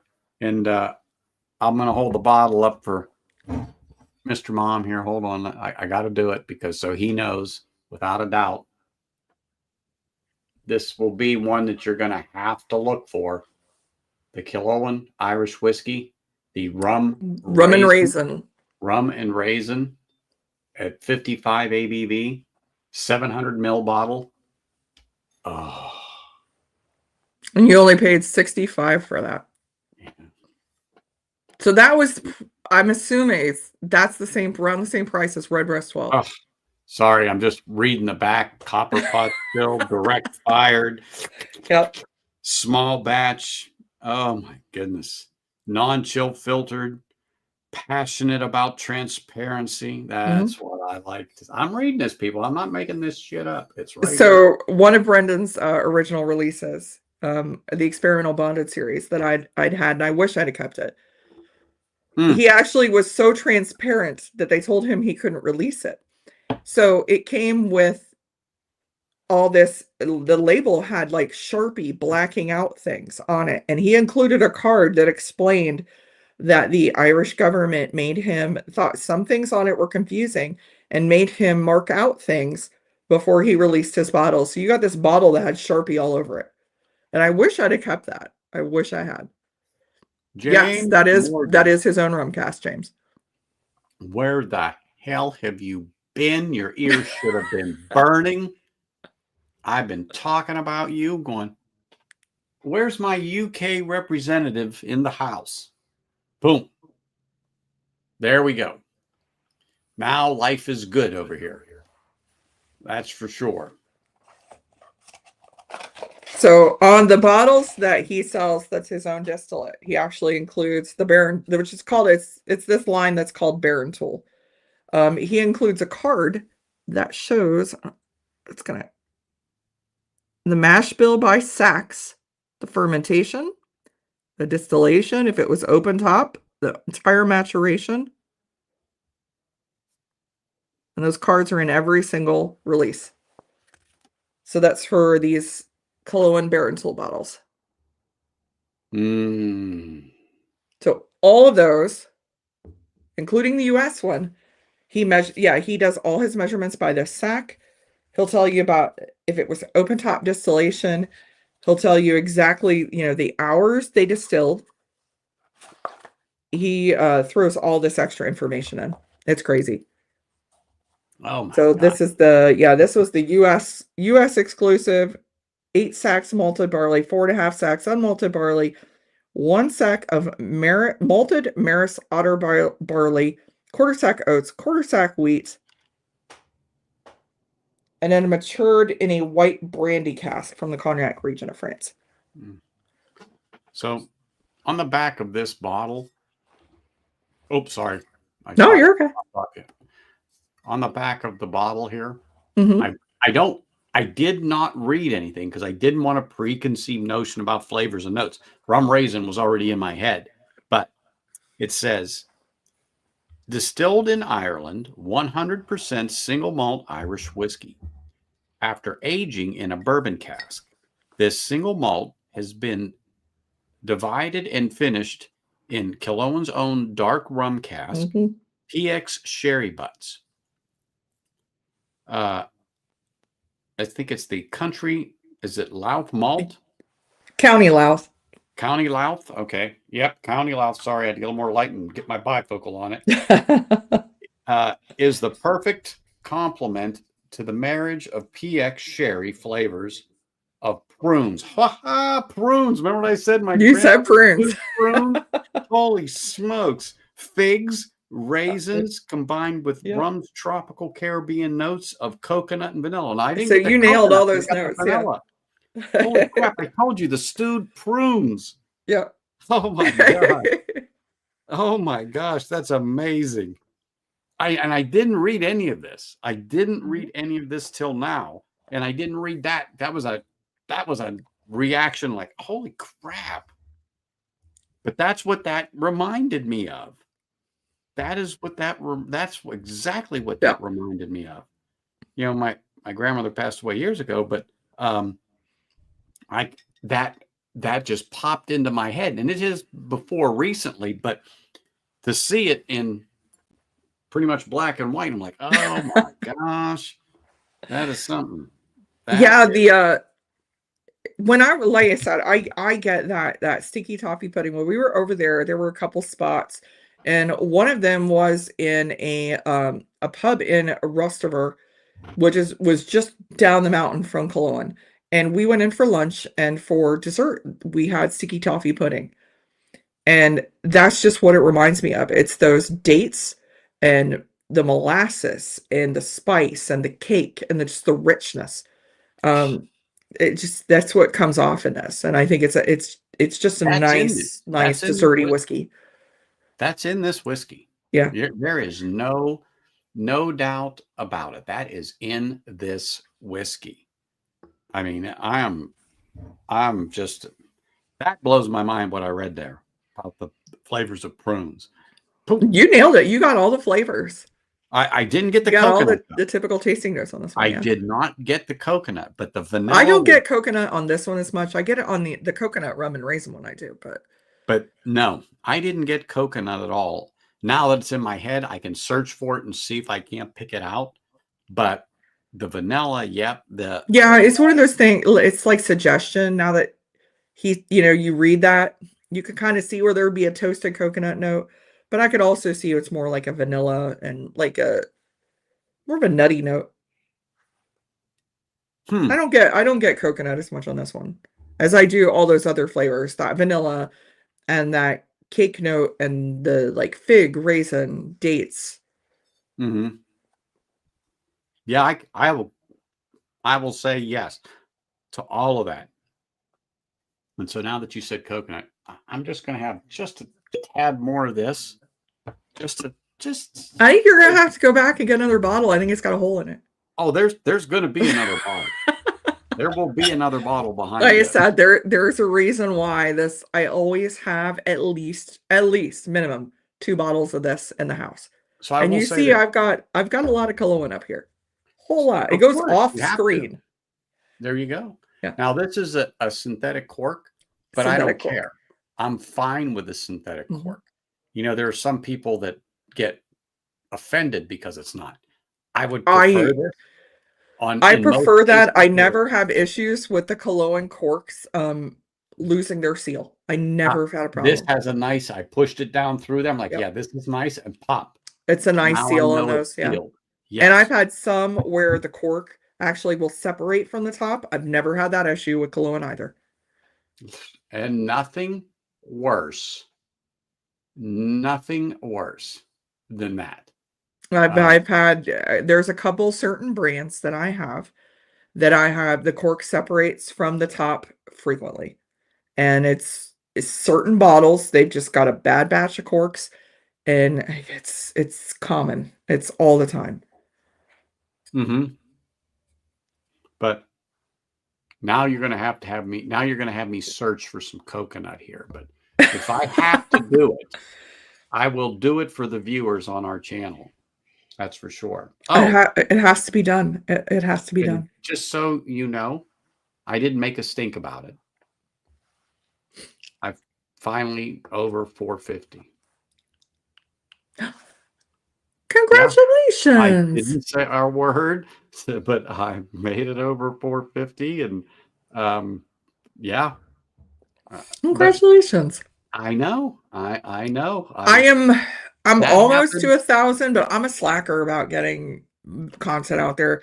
I've got a couple of reviews that are in queue that I just haven't had time to edit. You know what? I'm like you. I'm just a simple person. I want to Life enjoy just my gets whiskey. busy I want to and talk about my whiskey. I'm not in it for 10,000, 20, 30,000 subs, whatever the case. Yeah. I mean, that's great and all, but I actually do work, and I don't want this same. to be I got a day job. Yeah. I don't want this to be work. This is fun. Mm-hmm. I love talking with you, and I love talking with the people in chat, and drinking Killowen whiskey right now with everybody and you. I mean, I'm good. I do actually have a separate bottle that I said if I got to the 3,000 hours I need for super chats. If I get to that level, I do have another bottle of the Killowen Rum Raisin I'm going to do as a giveaway. Just because I have extras. I always have extras of that around, but I'll get there. You and me know life happens, especially when you work for a living. I don't even know what the numbers are to get to those markers on YouTube. Now, I know I've got watch hours. I've been doing it for 4 years. But yeah, I don't know what it is. I don't know super chats from Underoos. It's just I don't look for that, Neil. And I've had this conversation before where people says, Anthony, you need to have a Patreon. I said, for what? Well, we can support the channel. I go, you do. You show up. Yeah. I do a Patreon, but I keep it cheap. I don't feel right taking more than $3 a month from people. And that'll honestly, it's just to allow me to share out whiskey. That $3 will cover my shipping costs to ship whiskey out to you. So I'm making zero money on it, but all the time. So my last Patreon winner was actually I haven't seen him in tonight, was Mark from Northwest Bourbon. So he's getting an entire flight of 2 stacks Irish whiskey. He's visiting family. Yeah, so he is I already have his address, so I'm going to get that out to him this week. He's getting a whole flight of 5 samples of 2 stacks. So I don't know what I'm doing next month. I might do Talnua because it's March. Cheers, next month is March. I might do Talnua. But yeah, I don't worry about that stuff. I mean, I tell people I may one day do that because that's exactly what they say. Then pay for the mailers or that's the only reason. Yeah, I mean, and I try to do things special for the Patreon. Cheers. Like any information I have, they get it first. I've done giveaways because I volunteer also for the Dublin Irish Festival. It's the second largest Irish festival in the US. My husband and I are committee chairs. So last year I did for the month of August, the Patreon winner, I did a whole gift pack. So one of my Patreons won that. They got a t-shirt for Dublin Irish Festival and a rocks glass and some samples. And so I do stuff like that. But that just all it does is basically cover my shipping. That's it. I don't feel right raising it higher than that. Guys, I'm not that great at Patreon yet. I'm trying to be a little better for you, but I did make sure I posted a ton about Irish rugby because Six Nations started back up and Ireland beat the heck out of England. I'm really sorry, James Morgan, but that was a great match. We had a great second half, and we got the bonus points. So, I will say this. I think I now know where the coconut. I was just going to say, did you get the coconut? I think I know where that is because there was something about it I couldn't put my finger on. And reflecting upon it, now I get that Caribbean / tropical thing. When you first sip it, hold it on the tongue and the roof of your mouth, and just kind of let it sit there for a few seconds and then let it slosh about your mouth. And then when you consume it, hold your breath and just leave it sit there and slowly exhale, and that taste will develop. And the taste I'm getting, I'm like, okay, maybe that's where the coconut is. I couldn't say boom, bingo, but it's not on the nose. It's not on the finish.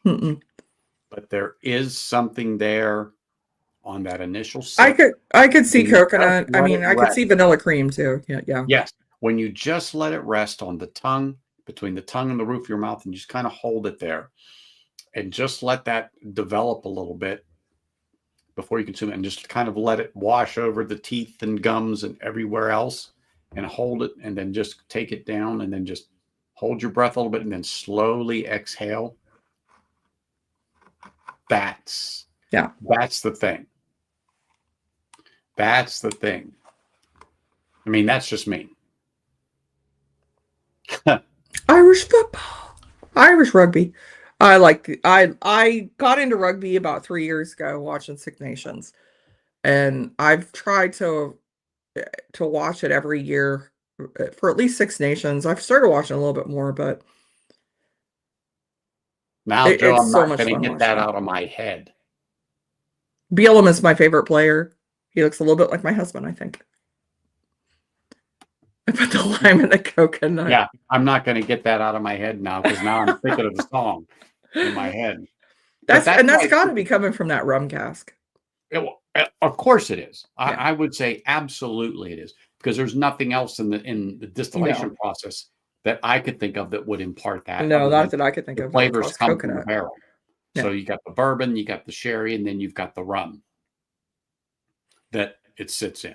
And I wish I still had a bottle. I need to get a bottle of their rum again. I had it and I drank it.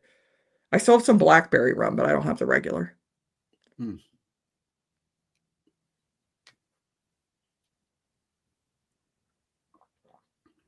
Okay, and I don't mean this in a bad way. I don't, because I enjoy it. But Campbelltown Scotch, we call it the Campbelltown Funk. I've got that note. It's not bad. But when I drink Campbelltown Scotch, there it is. But that could be the rum. It's probably the rum. I mean, they use, they've got copper. They actually have Portuguese handmade copper pot stills, and they're using warp tub condensers and double distillation, not just like Scotch. So I could see a similar funk. Oh no, absolutely. Yeah. I'm picking it apart now because I've got the time, and I've had a couple of drams of it, and so I'm picking up some of the smaller little nuances and subtleties, but also what does that remind me of in my head? And so, like a Springbank, not that it's not peated, but there's that little bit of a funk. I said, don't mean it in a bad way, but it's the only way I can describe it. That go, oh, that's at Campbelltown. So boom, I think Springbank. I think Campbelltown, or you know what I'm saying? You start going down that road, trying to, it's not left or it's right. You're trying to pick a lane to travel. If you were picking what it is, if I didn't know this, if I didn't know it was an Irish whiskey and I was doing this in a blind, I've been like, and with the maltiness on the nose, I'd have been like, oh my gosh. And then with that, as a Scotch, bingo, with that Campbelltown note, I would have been anywhere but Irish whiskey. Yeah, I think people don't expect that Irish too to have that much of a punch of flavor, especially with those deep, rich kind of malty notes. So I could see it would throw a lineup totally off. Hey, Scott. Sean, what's Hey, up, Sean. brother? Look at this. I'm currently Hey, Glen drinking a Scotia. Campbelltown Glen Scotia Double Cast BX. Well, I think I've showed you this, but I found this. Is that a Sitting on 15? that's the 15, but it's a 2018, still sitting on the shelf. Picked it up yesterday. I could not resist. And so it's funny we're talking about Campbelltown. and boom, there we go. And I forgot it was right here at my feet. Totally did. Oh shoot! I wondered where that went.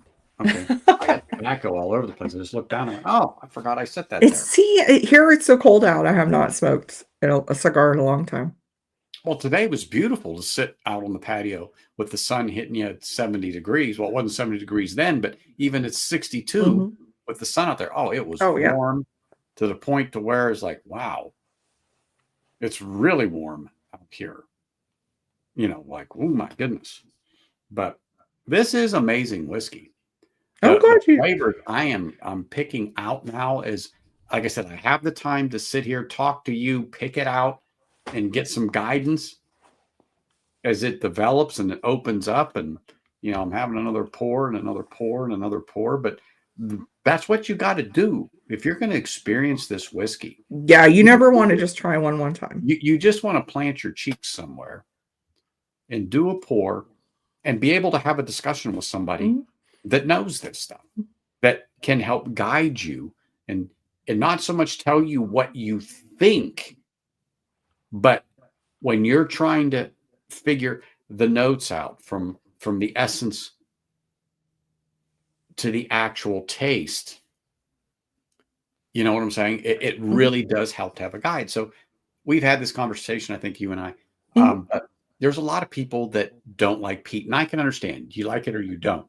But if you come into peat, I call it the right way, where you start off with something that's just a whisper. Yeah.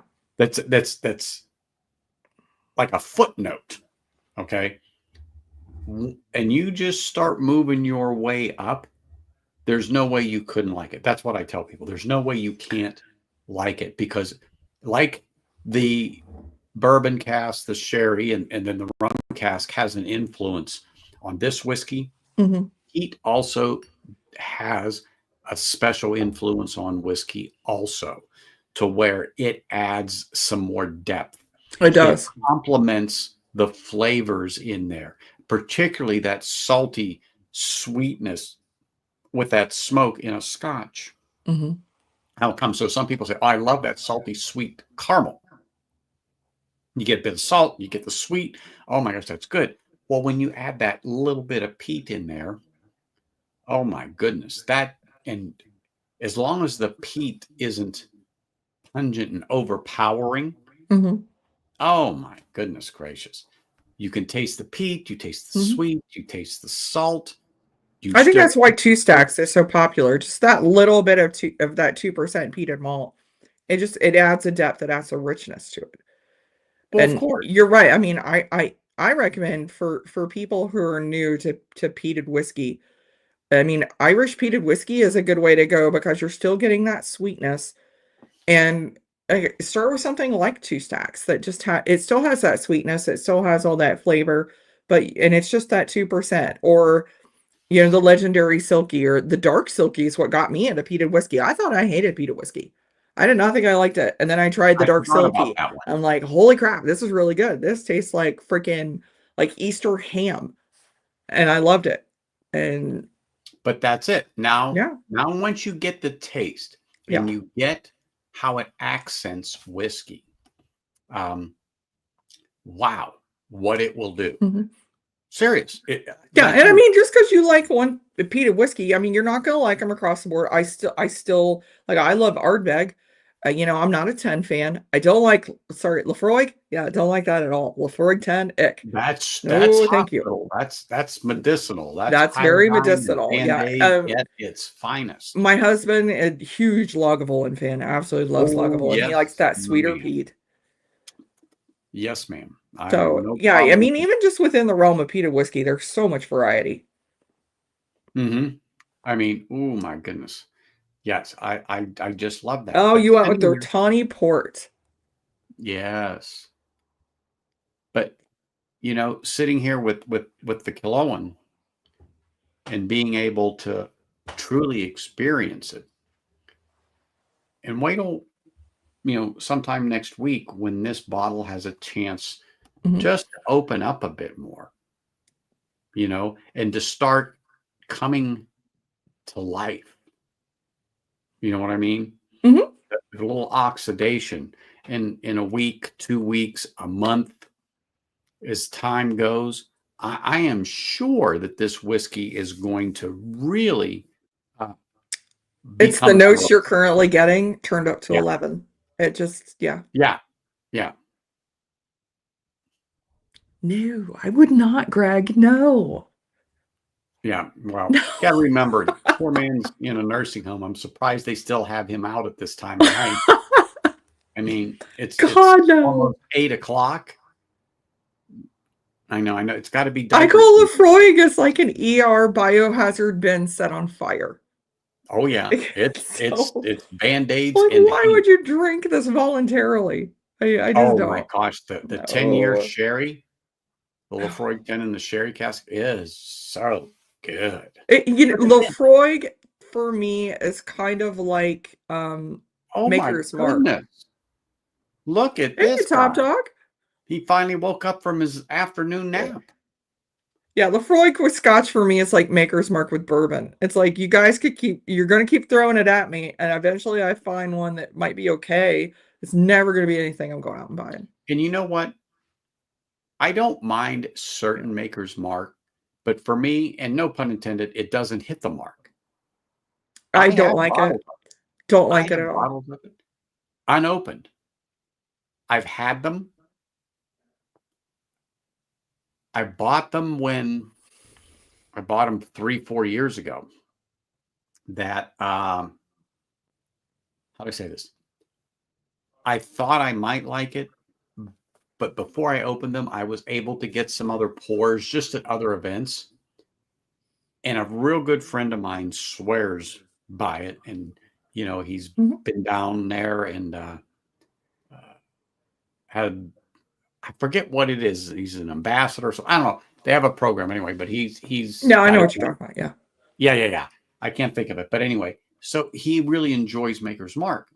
So I know he has a decent palate. So that's what got me to start buying them when I saw them, like the 101.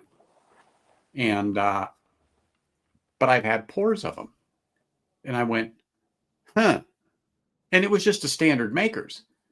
And I wasn't impressed with Standard Makers is that's cherry NyQuil in a glass. I just it can't. just didn't do anything for me. No, it's Everyone terrible. says, yeah, throw that one aside and go to the 101. Oh, I've Well, heard FAEO2. You'll love FAEO2. it's up here. No, It's yeah, up here, no, never I opened. know Or maybe it's in it's the box of what I call it's like lost cinnamon red spirit. hot candy. I'm like, it's okay. It's not anything I'm I've gonna never opened buy. my FAEO2. Yeah, it's Never opened it. It's up there, and I know people that'll buy it from me right now. oh yeah, I'll I give it know a a ton of review. people that would. Mm-hmm. But Yeah. I mean, yeah. Mr. and Mom, that Middleton, that Method Madness, Amberana. I have not heard anything but good things about that. I have not had it myself yet. I can't think of another Irish that's actually finished in an Amberana cask. It's not common there yet. that's a finish that I don't have a problem with it, but I can't have like I've had a couple of pours of this. I don't think I could get to the second pour with that finish. Yeah, it gets way too cinnamon, way too much. ER Biohazard, those are three notes just I can't argue if with if that. that's what they were going for, nailed it. They That's nailed true. it. That's true. The 46. I've tried, Sean. I've tried. People have sent me so much Maker's Mark. There was one I didn't mind that was like a private select Yeah. barrel something that it was like a distillery bottle or something. And I'm like, all right, I could drink this, but it's Mhm. not going to be one that I go for. But I just Mhm. don't like the flavor on it at all. Mhm. And I thought it was that way with Four Roses for a long time, but I found a couple Four Roses and I'm like, all right, this is actually really good. I like it. But Makers is not. Same with Lefroy. Lefroy, bless their heart, they're producing stuff people like. I'm just not one of them. And it's okay. Yeah. It's okay. I mean, honestly. Jameson as well. Jameson, I'm not gonna be rushing to, slap down 300 euro on a 15-year-old Jameson bottle. So Oh, yeah. I think the market is so saturated at this point, you kind of do have to pick your favorites with certain brands. It's just you go broke trying to keep up with all these releases. Well, it's funny. The topic came up this morning in my Sunday morning coffee. I Hmm. did a stream this morning since Ken was tied up doing something, so I hung up Hmm. my mounted pub flag and threw out a thumbnail and drank some I coffee. saw that. Unfortunately, I saw it after it ended. That's all right. I It's slept all in this good. morning. And I actually did too. For me not to get out of bed until like 5:30 is quite unusual because You I'm talking up. about 5:30 a.m.? Yeah. Good Yeah, I'm up Lord, because man. Ken comes on at 5 a.m. here. So I'm generally up before that. So that'd be 4:30, quarter to 5. Got the coffee brewing and I'm up watching Ken and chatting, but I'm an early riser. I could go to bed at midnight. I'd still be up for work at 2:30, go to work, come home, don't bother me. I'll take my shower, give me some dinner, and I'll fall asleep in my chair. But yeah, I'll still get up and boom, boom, boom. It doesn't make a difference. I'm just that way. I can't get out of that habit. Well, okay. I did for a little bit during COVID when I Hmm. was furloughed. Yeah, I got out of that habit for a bit. I get up when I want. I had nowhere to be, literally nowhere to be. I was up at the trailer just camping for months. Hmm. But yeah, that I'm always up. So anyway, I thought about it yesterday, and so I said, okay, I made the thumbnail, but I forgot to put it out there. Just slipped my mind. So then I got up in the morning, and went, oh crap! So I went over there and I put it on there, and then ground the Sumatran roast and brewed some coffee and sat down and just had a session, and then um, got into the discussion about bourbon in the market and Hmm. where it's going, the closure of Glenglassau, Hmm. um, and what kind of ripple effect. And of course, then Canada and the U.S., Canada announcing tariffs, U.S. announcing tariffs, Mexico announcing tariffs, blah, Yeah, blah, my blah, blah. dog food is Canadian. Yeah, all that back and forth, back and forth. And then uh, talking to Peter earlier about maybe pulling some of the bourbon off of the market up there because of, different things going on. You know what I'm saying? And I'm like, just joking back and forth, back and forth. But I understand what it is. And then talking Hmm. with Dustin, about what it can do to the dollar and the weaker dollar and influence Yeah. more countries than to buy because of the offset in price, the dollar, let's just say, versus Canada. And if it would go the other way, where Canada's money's worth more, it behooves them to buy Hmm. more. So anyway, I I said mean, I got the all that. thing, aside from all that, I think the thing is with the bourbon industry, I mean, it's not just in bourbon. We're feeling it across the world. People aren't buying as much whiskey as they did No, during the COVID boom. no, no, And no, exactly. meanwhile, when that boom happened, you had all these distilleries popping up, and the market is frankly very saturated. I you And, that we're doing it knowing that not all these companies are going to survive. Some of them are going to get snapped up by big brands. There's rumors going around about Waterford that maybe Diageo might entertain, a bid. I I think mean, Waterford's going to go. I think somebody will end up snapping up Waterford.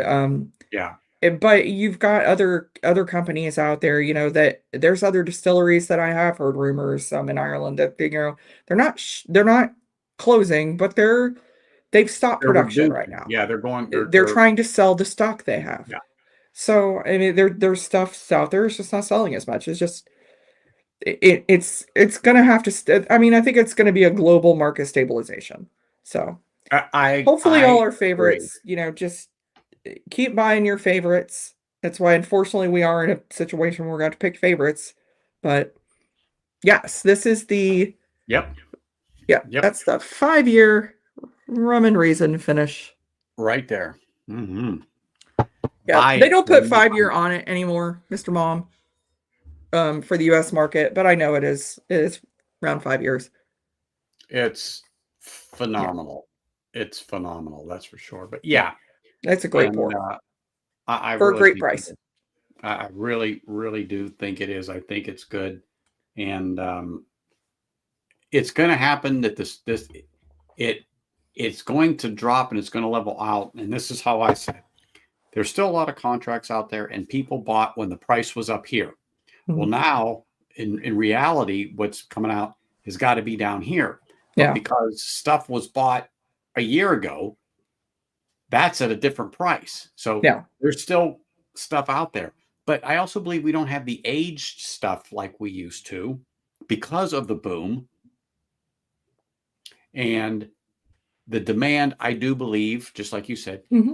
has waned a bit because a lot of us, me in particular, I just don't buy to buy because it's there. I I'm selective. I'm kind of glad we're getting away from that because I mean, traditionally, Irish whiskey didn't sit around in a cask for 40 years. So Mhm. they produce stuff, that's it's good at 3 and it needs to be released and it's supposed to be good enough to be released at 3 to 5 years old. So Mhm. I'm very excited to see that coming back and that you can buy a quality bottle of whiskey at 5 years old. And I think that once you get away from those big names, the independent brands like your Killowen's, your Two Stacks, your JJ Corey's, your Tomangate, they're all very reasonable in price. I think I mean, we all know who we're talking about, the big names in Irish whiskey that have driven the price up to the point that people aren't willing to buy it anymore. It's just they're asking too much. Yeah, it's true they are. But what I'm going to do is for my last pour is I gotta pour some of this. Oh, you gonna pour some Vulcan? Well, I'll tell Well, you what, I'll pour some I got another glass here. I'll pour some I poutine with you. always have another glass here. I probably got about Yeah, same. well, just in I'm case. gonna pour some of this Panger, some of the Oh Renegade, yeah, now hold on. Let me illegal highlight Irish that. whiskey. Tell everybody what that is because some people may have missed that. So this is the Panger Irish Poutine PX Wood Rested. So when this was made, it was released, and then the Irish regulations for poutine got clear. I don't know if they clarified or they changed, but they said if you want to rest a poutine in a cask, that it has to have molasses in the mash bill. This does not have molasses in the mash bill, so no, it can no longer be produced. So all of the bottles were sold. I'm really excited to still have one. Well, This was I'm a, rested in a PX cask, and this is. I'm trying to think. I know it's got it on here. This was all made from Killowen. Think it has the mash bill on here. No, it doesn't. well, I know mine is made 40. from by Killowen. Yes, yours is 100% peated. And the Yes, crazy thing is, it doesn't taste 100% peated. It does not taste like it I doesn't can blow your smell it. mind. I definitely smell it on Yeah, the you nose. definitely tell it's peated, but I know it's peated, but so now yours is made from, I wish I had the bottle readily available. I might have it here. Let me see. oh, I'll deal over here. so they can't call this whiskey, people. She'll give you a quick rundown for those of you that came in just a little bit late when we talked about this, her and I. Um, but just as she was explaining with the bottle that she has there that she was holding up, Oh, there it is. this is Pachin, and it's it's older It was than taller. It whiskey. was up higher than I thought it was. Yeah. So Okay. she'll give you an explanation, and I'm gonna solo her right now, so she So could what show you the Anthony is bottle. drinking is called Bulkin. So this is, I don't know if my camera's going to focus. Yep, it's No. focused. Okay. So this is an Irish poitín that is, the recipe is so old that it actually predates poitín. This is made from 50% peated oats, 50% peated barley, direct flame fired. This has been rested in a Pinot Noir cask. This is 67.5% ABV. So natural color, very pretty color. There's Tommy D. Tom D. Look at him there. He's sipping some. Hey, Tommy D.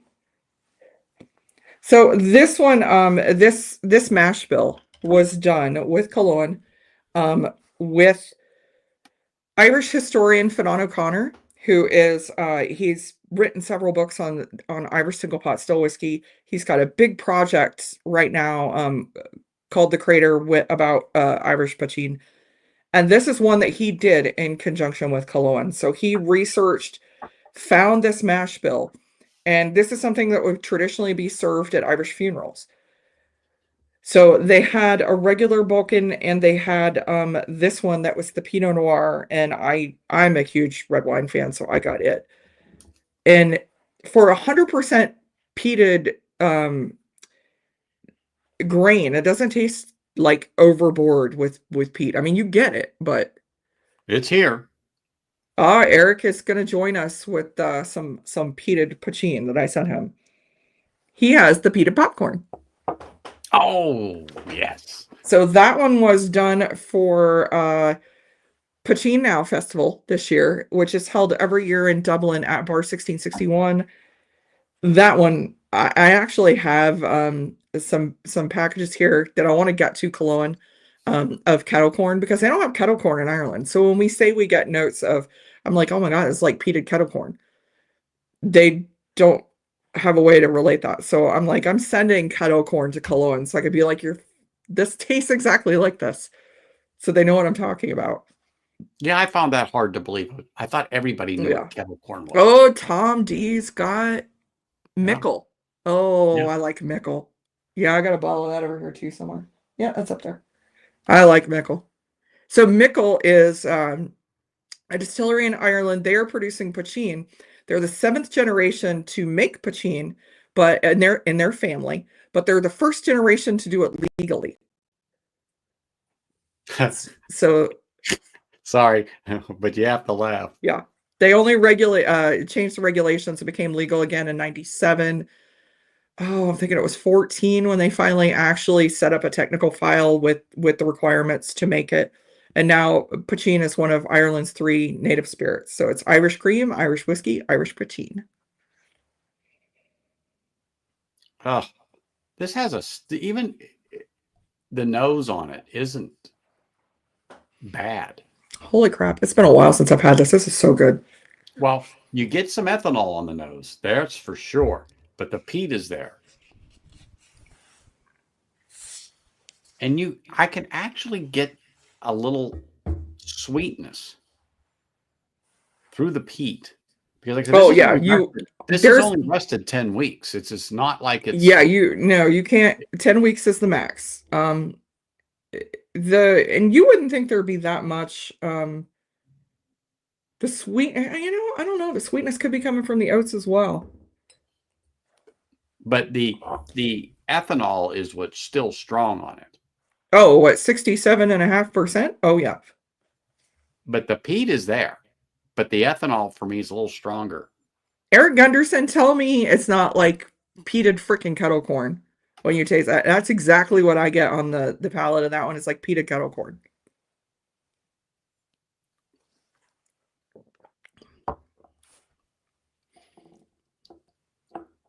It's amazing how sweet it is on the palate, though. Yeah. It really is. Poitín is very sweet. 10 weeks sitting in a barrel. Yeah. What? But wow. I love, and it is its own category, and if you get some really good poitín, it's it is worth it. It's got so much, the good stuff has so much complexity to it. And it's not, you nose it and you think it's going to come off very one note, and it doesn't. It does have some layers to it.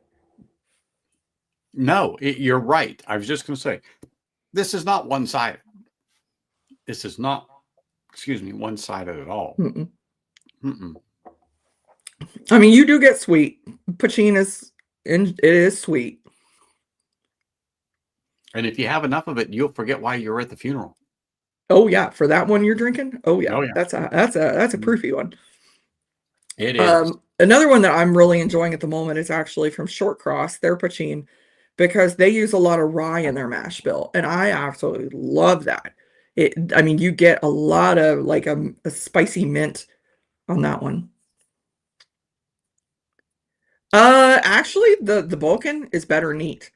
If you can put a drop of water in it, it starts to get real earthy and mossy when you add that water.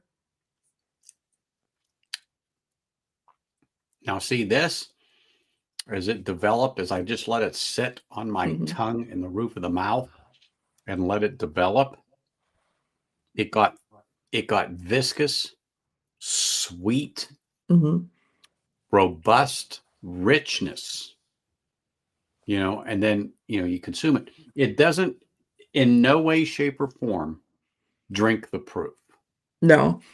And the spice is right where I left it, in the center of my tongue. I love when there's oats in a poitín mash bill as well, because it just makes it creamy. Like the whole mouthfeel is just very creamy. It absolutely is extremely, extremely creamy. Almost to the point of the creamy is where I'm getting that thick richness from. Yeah. And it's still here, even though I had a sip of water. Eric, I'm going to have to include a sample of that in Anthony's Killowen stream, because it's freaking peated kettle corn. So Killowen did an experiment for that peated popcorn, and they wanted to malt corn and see how far they could get it before it became actual popcorn.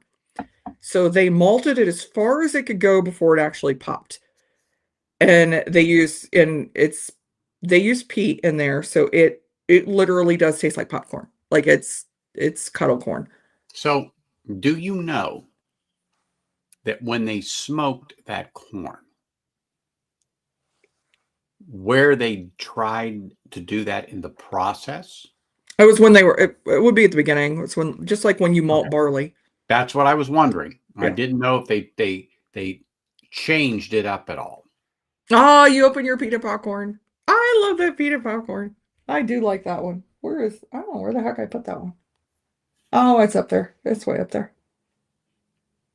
But I mean, I never heard of this until Stacy sent it to me a while ago, and I thoroughly enjoyed that peated Irish flight. That was the cherry on top. And I'm amazed at how simple it is as far as rested 10 weeks. Because clear as it is, going with a preconceived notion that this isn't going to have much flavor. Wow, that was wrong. Simple ingredients, simple processes, and on the nose, you don't think you're going to get a lot out of it. And it's completely blows your mind with the level of actual complexity that's involved. Truthfully. Yeah. And the one I sent you is one that, like I said, this was special, that this is a historic mash bill in Irish whiskey history. And one of the biggest historians in Irish whiskey, was very involved in this. And I knew you would appreciate the complexity in this one. I appreciate it enough that I didn't want to finish it. And I still have a taste in here. Well, I mean, what is this? 67.5? 67. What is that? 138 proof? Yep, right around there. Yep. So I'm just setting that back where I don't know that. Yeah, you won't remember a funeral very long for that. No, you have a few drams of that. Tom, you'll have to let me know if you get the same thing. I like I said, I got a like a peated kettle corn note on that one. I really enjoyed it. And I know this isn't a Scotch, but I still get the malty bread note. I still get that on there.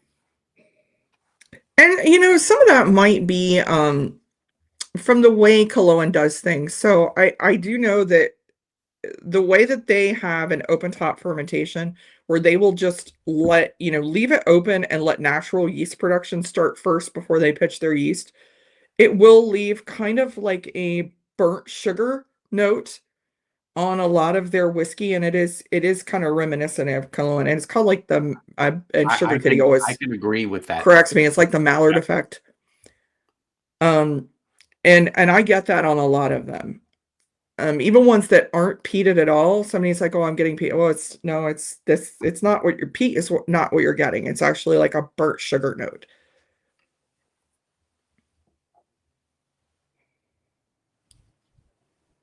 And I'm kind of searching for that. And it's funny you should say that now. Like you put that in my head. I'm like, yeah.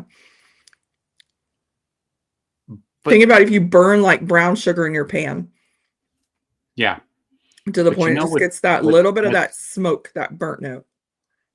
What I could say about this whiskey is this. Well, we can't call it whiskey, but I will for this thing. But this spirit, let's say, you could sit and sip this. Like, I mean, there's no way it drinks like what we said the proof is. So you can sit there and sip the living mess out of that thing, and it will just wreck the living mess out of you for sure. Oh yeah, well, it doesn't go down like 137 proof at all. No, it'll creep up on you. No, poitín is like that in general. I think because of the sweetness of poitín, it goes down pretty smooth. And this isn't bad, but I think this has way more spice on the palate. Yeah, than that. I would agree with that. I would agree with that. Way more spice on the palate. This is a fabulous whiskey. Yeah. Fabulous whiskey. Yes. This at 67 ABV is more docile. Yeah. On the palate. Yeah. Than this. So that's why I said you could sit there and sip this. Yeah. And you will pour that second one. But I challenge you to get up and not list to one side or the other. I'm talking a normal pour, just feel like you're gonna fall in the casket. Yeah. They call it dead and buried for a reason. Yeah, exactly. But, I mean, it is something I've never tried, and so it was an experience that I thoroughly enjoyed. Oh, Tom, I didn't know you were on Whiskey Bus 3.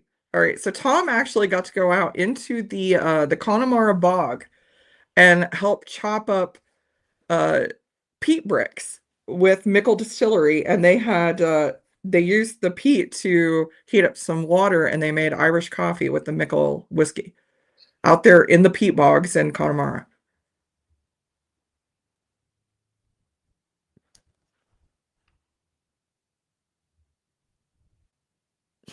So he was on Whiskey Bus 3. I was on the tour I went on this past September was Whiskey Bus 5.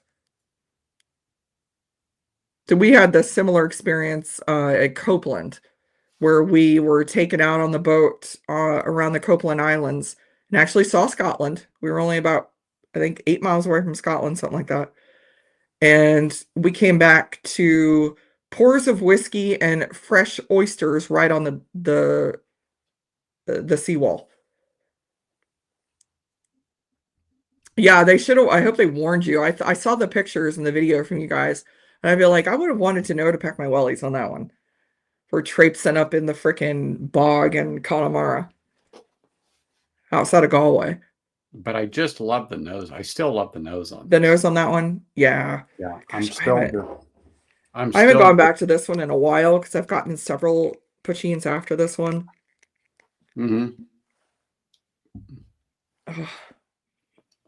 You don't get the thing that kills me about this one. You don't get peat on the nose much at all. No, but I knew it was there when I opened it because you get it on the palate. But if you were just nosing this over a glass, you don't get that peat, and it's 100% peated. It's very light on the retrohale. It is. Very It light is. on the retrohale. For something that is made with 100% peated ingredients. So. And so you would think, and let me just, so I can explain this to the people that haven't had it. You would think the peat level, which she just said would be a Lagavulin, an Ardbeg, or a Lafroig level, okay? I would think it'd be an Ardbeg level, if not more. Yeah. Okay. So, no. In my opinion, no, it is not. I would call it moderate to medium. It doesn't come off on the nose at all. It's I mean, you can smell it, but it's not very strong. I would say it's almost like a Killowen on the nose. Yeah, I can see that. So that level of peat on the nose, like you would get on a Killowen, this would be. I don't know, or even a Highland Park, something that light. You know, on Highland Park, don't make me pour one, but I'm just saying. I don't on the nose, not the palate. On the nose, still on the Highland Park. I don't even think. It's very, very light. Very light. It's lighter than 100% peated ingredients. All right, I'll digress and say, okay, maybe not. Because I'm sitting there staring at the 15 Viking Heart Highland Park. I'm like, okay, maybe, kind of, sort. All right, yeah, maybe. It's light, guys. Because that has a lot more malt and fruit on the nose. Yeah. And so I really had to think a moment about that. So that's why I was like, but then as you really start to think about it and go, well, yeah, this doesn't have that on the nose. So, okay, Highland Park peat, that would probably be good. But on the retrohale, get the peat. On the Highland Park, it's there, but I got to search a little bit. Yeah, I just mean, just on the nose. On the palate, it's totally different. The age and all the other flavors that got imparted from the barrel are in there. This resting 10 weeks doesn't get much from the barrel. It does not. Little color from the barrel. So you're talking what, 2.5 months? If that, I don't know that it has been the full 10 weeks. It might not have been, but I'm just giving that. It's just, it could only go up to. And depending upon the season, it's expansion and contraction in and out. That will definitely. It's not as big in Ireland, though. I mean, their seasons aren't as well defined as ours. Except this time of year, it's cold. But yeah, in the north, they're getting some snow. They're getting some bad weather as well. Oh, I think are you talking? I don't know if you're still talking about the popcorn one. But yeah, that would match up. Cigar pairing tomorrow. Yeah, oh yeah, that'd be a good one for cigars. Yeah. Yeah. It definitely. I think it would be. I think that potching would be. Yeah. I think well, because of the proof, I think it could hold up with a robust tobacco. Yeah, I would agree with that. Yeah. Wow. Something that's rich, full-bodied, creamy. I think this would be an excellent something of a spirit to accompany it. You would need a good stick. Like the Olivas that I have would not hold up to that.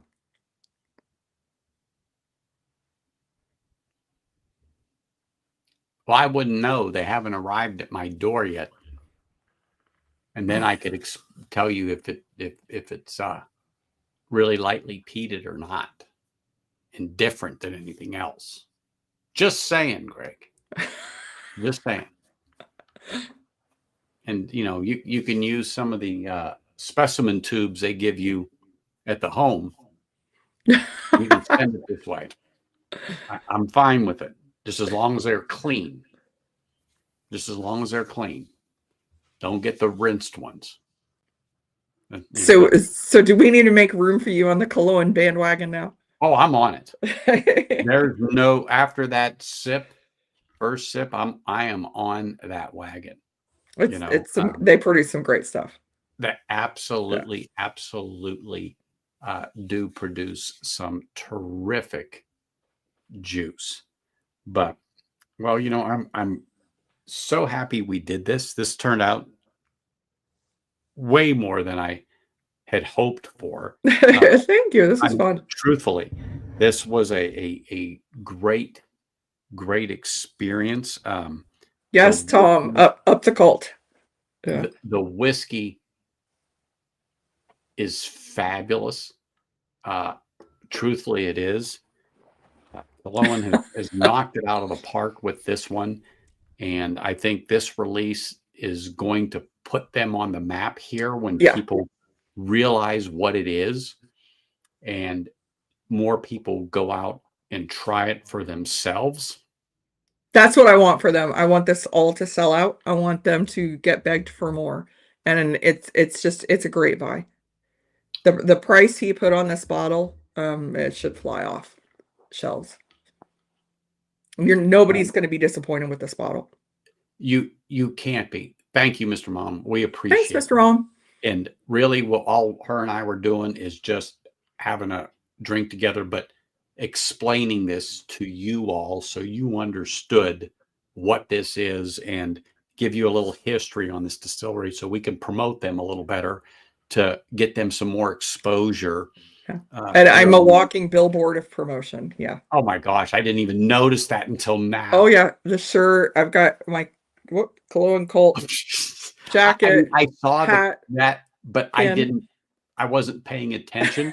I'm drinking the whiskey. We're talking. I'm looking at chat. Yeah. You know how it is. Oh yeah. I'm sorry. It's not that I just wasn't staring. No. I did that with my coworker the other day. I got halfway through the day before I realized we had the same shirt on. Like I've been 5 meetings with them halfway through the day, and I didn't even realize we're in the same shirt. Yeah. I'm a big fan of Killowen. Well, you know what? Thanks, Eric. You're welcome, sir. And James, thank you. Like I said, this was totally impromptu. And this was fun. As soon as I knew he had a bottle, I was excited. Yeah, but I'm really hoping maybe, you and I, we can do a stream and we'll get Brendan on and talk more. We're going to do I'm going to send you an entire flight because I know you like the peated stuff. So I'm going to I have a lot of peated Killowen of their own distillate. And I'm going to send you all that. And it's going to blow your mind that it's 3 years old. Yeah.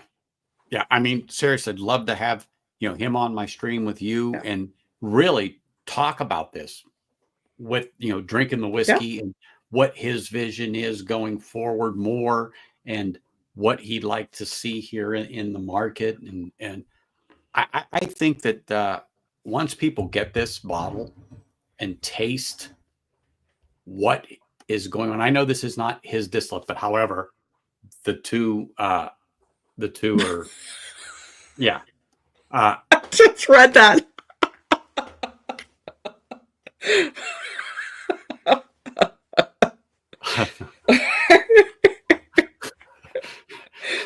Oh, I didn't. I mean, I'm into the whiskey. I'm sorry. I just didn't. But yeah, send me the brochure because I am getting to that age. And make sure I have the room next to yours because I know you hide whiskey in the cabinet. But oh yeah, Brendan does have a Pope costume. When we visited him at the distillery, they actually told us that he wasn't there, and they told us to step back because there was a farm tractor pulling a trailer up around the bend, and it pulled right in front of the distillery. And on the trailer was a table with a tablecloth on it, and up pops Brendan Carty from behind the table dressed as the Pope, with bottles of his whiskey, and everybody handed glasses. So we all out, and he's pouring us whiskey dressed as the Pope. Hey. That's all that counts. Yeah, it was a lot of fun. So I'm gonna cheers everybody out. I have to pour a little more of this because I don't have anything in my I don't have anything to cheers out either. I'm gonna have to pour a little more. Oh yeah, twist our arms, huh? Twist our arms, Stacy, to pour a little more in the glass here. I can always be talked into another pour Killowen. The way this tastes, I don't know how people can't like it. I mean, truthfully. So just a reminder, Livewire is on at 6. However, there is a substitution in and I am not responsible, and neither is Mike. But once in a while, you have to go down into the locker room and pull your just after forfeit guy off the bench. You got to get Rudy in the game sometimes. You have to do it. So I can't even say that he is Rudy caliber, but it's the best he can do on their budget. That's all I'm going to say. It's the best he can do on your budget. They are going to be on at 6. And I want to thank everybody in chat, and particularly Stacy. And thank you. This was fun. Fun isn't the word. I mean, this was truly a good stream. I hope everyone enjoyed that. I'm glad you liked I like the peanut popcorn. I'm glad you got into it. It's a good one. Exactly. It's a good pour. I'm glad you got a bottle. And, let me just say this. Sharing whiskey with others, the experience, this type of conversation is priceless. And I'm so glad I got to share it with her. I'm so glad that you all were in attendance and that we can have this discussion. And I'm so glad our friends from Canada and the UK were represented here today, because it's always a joy to have these people here. Truthfully, I am grateful to you all, and I wish you all a good week. And agreed. Sláinte. Cheers, everybody. Have a great night, and I will see you next week. Good night.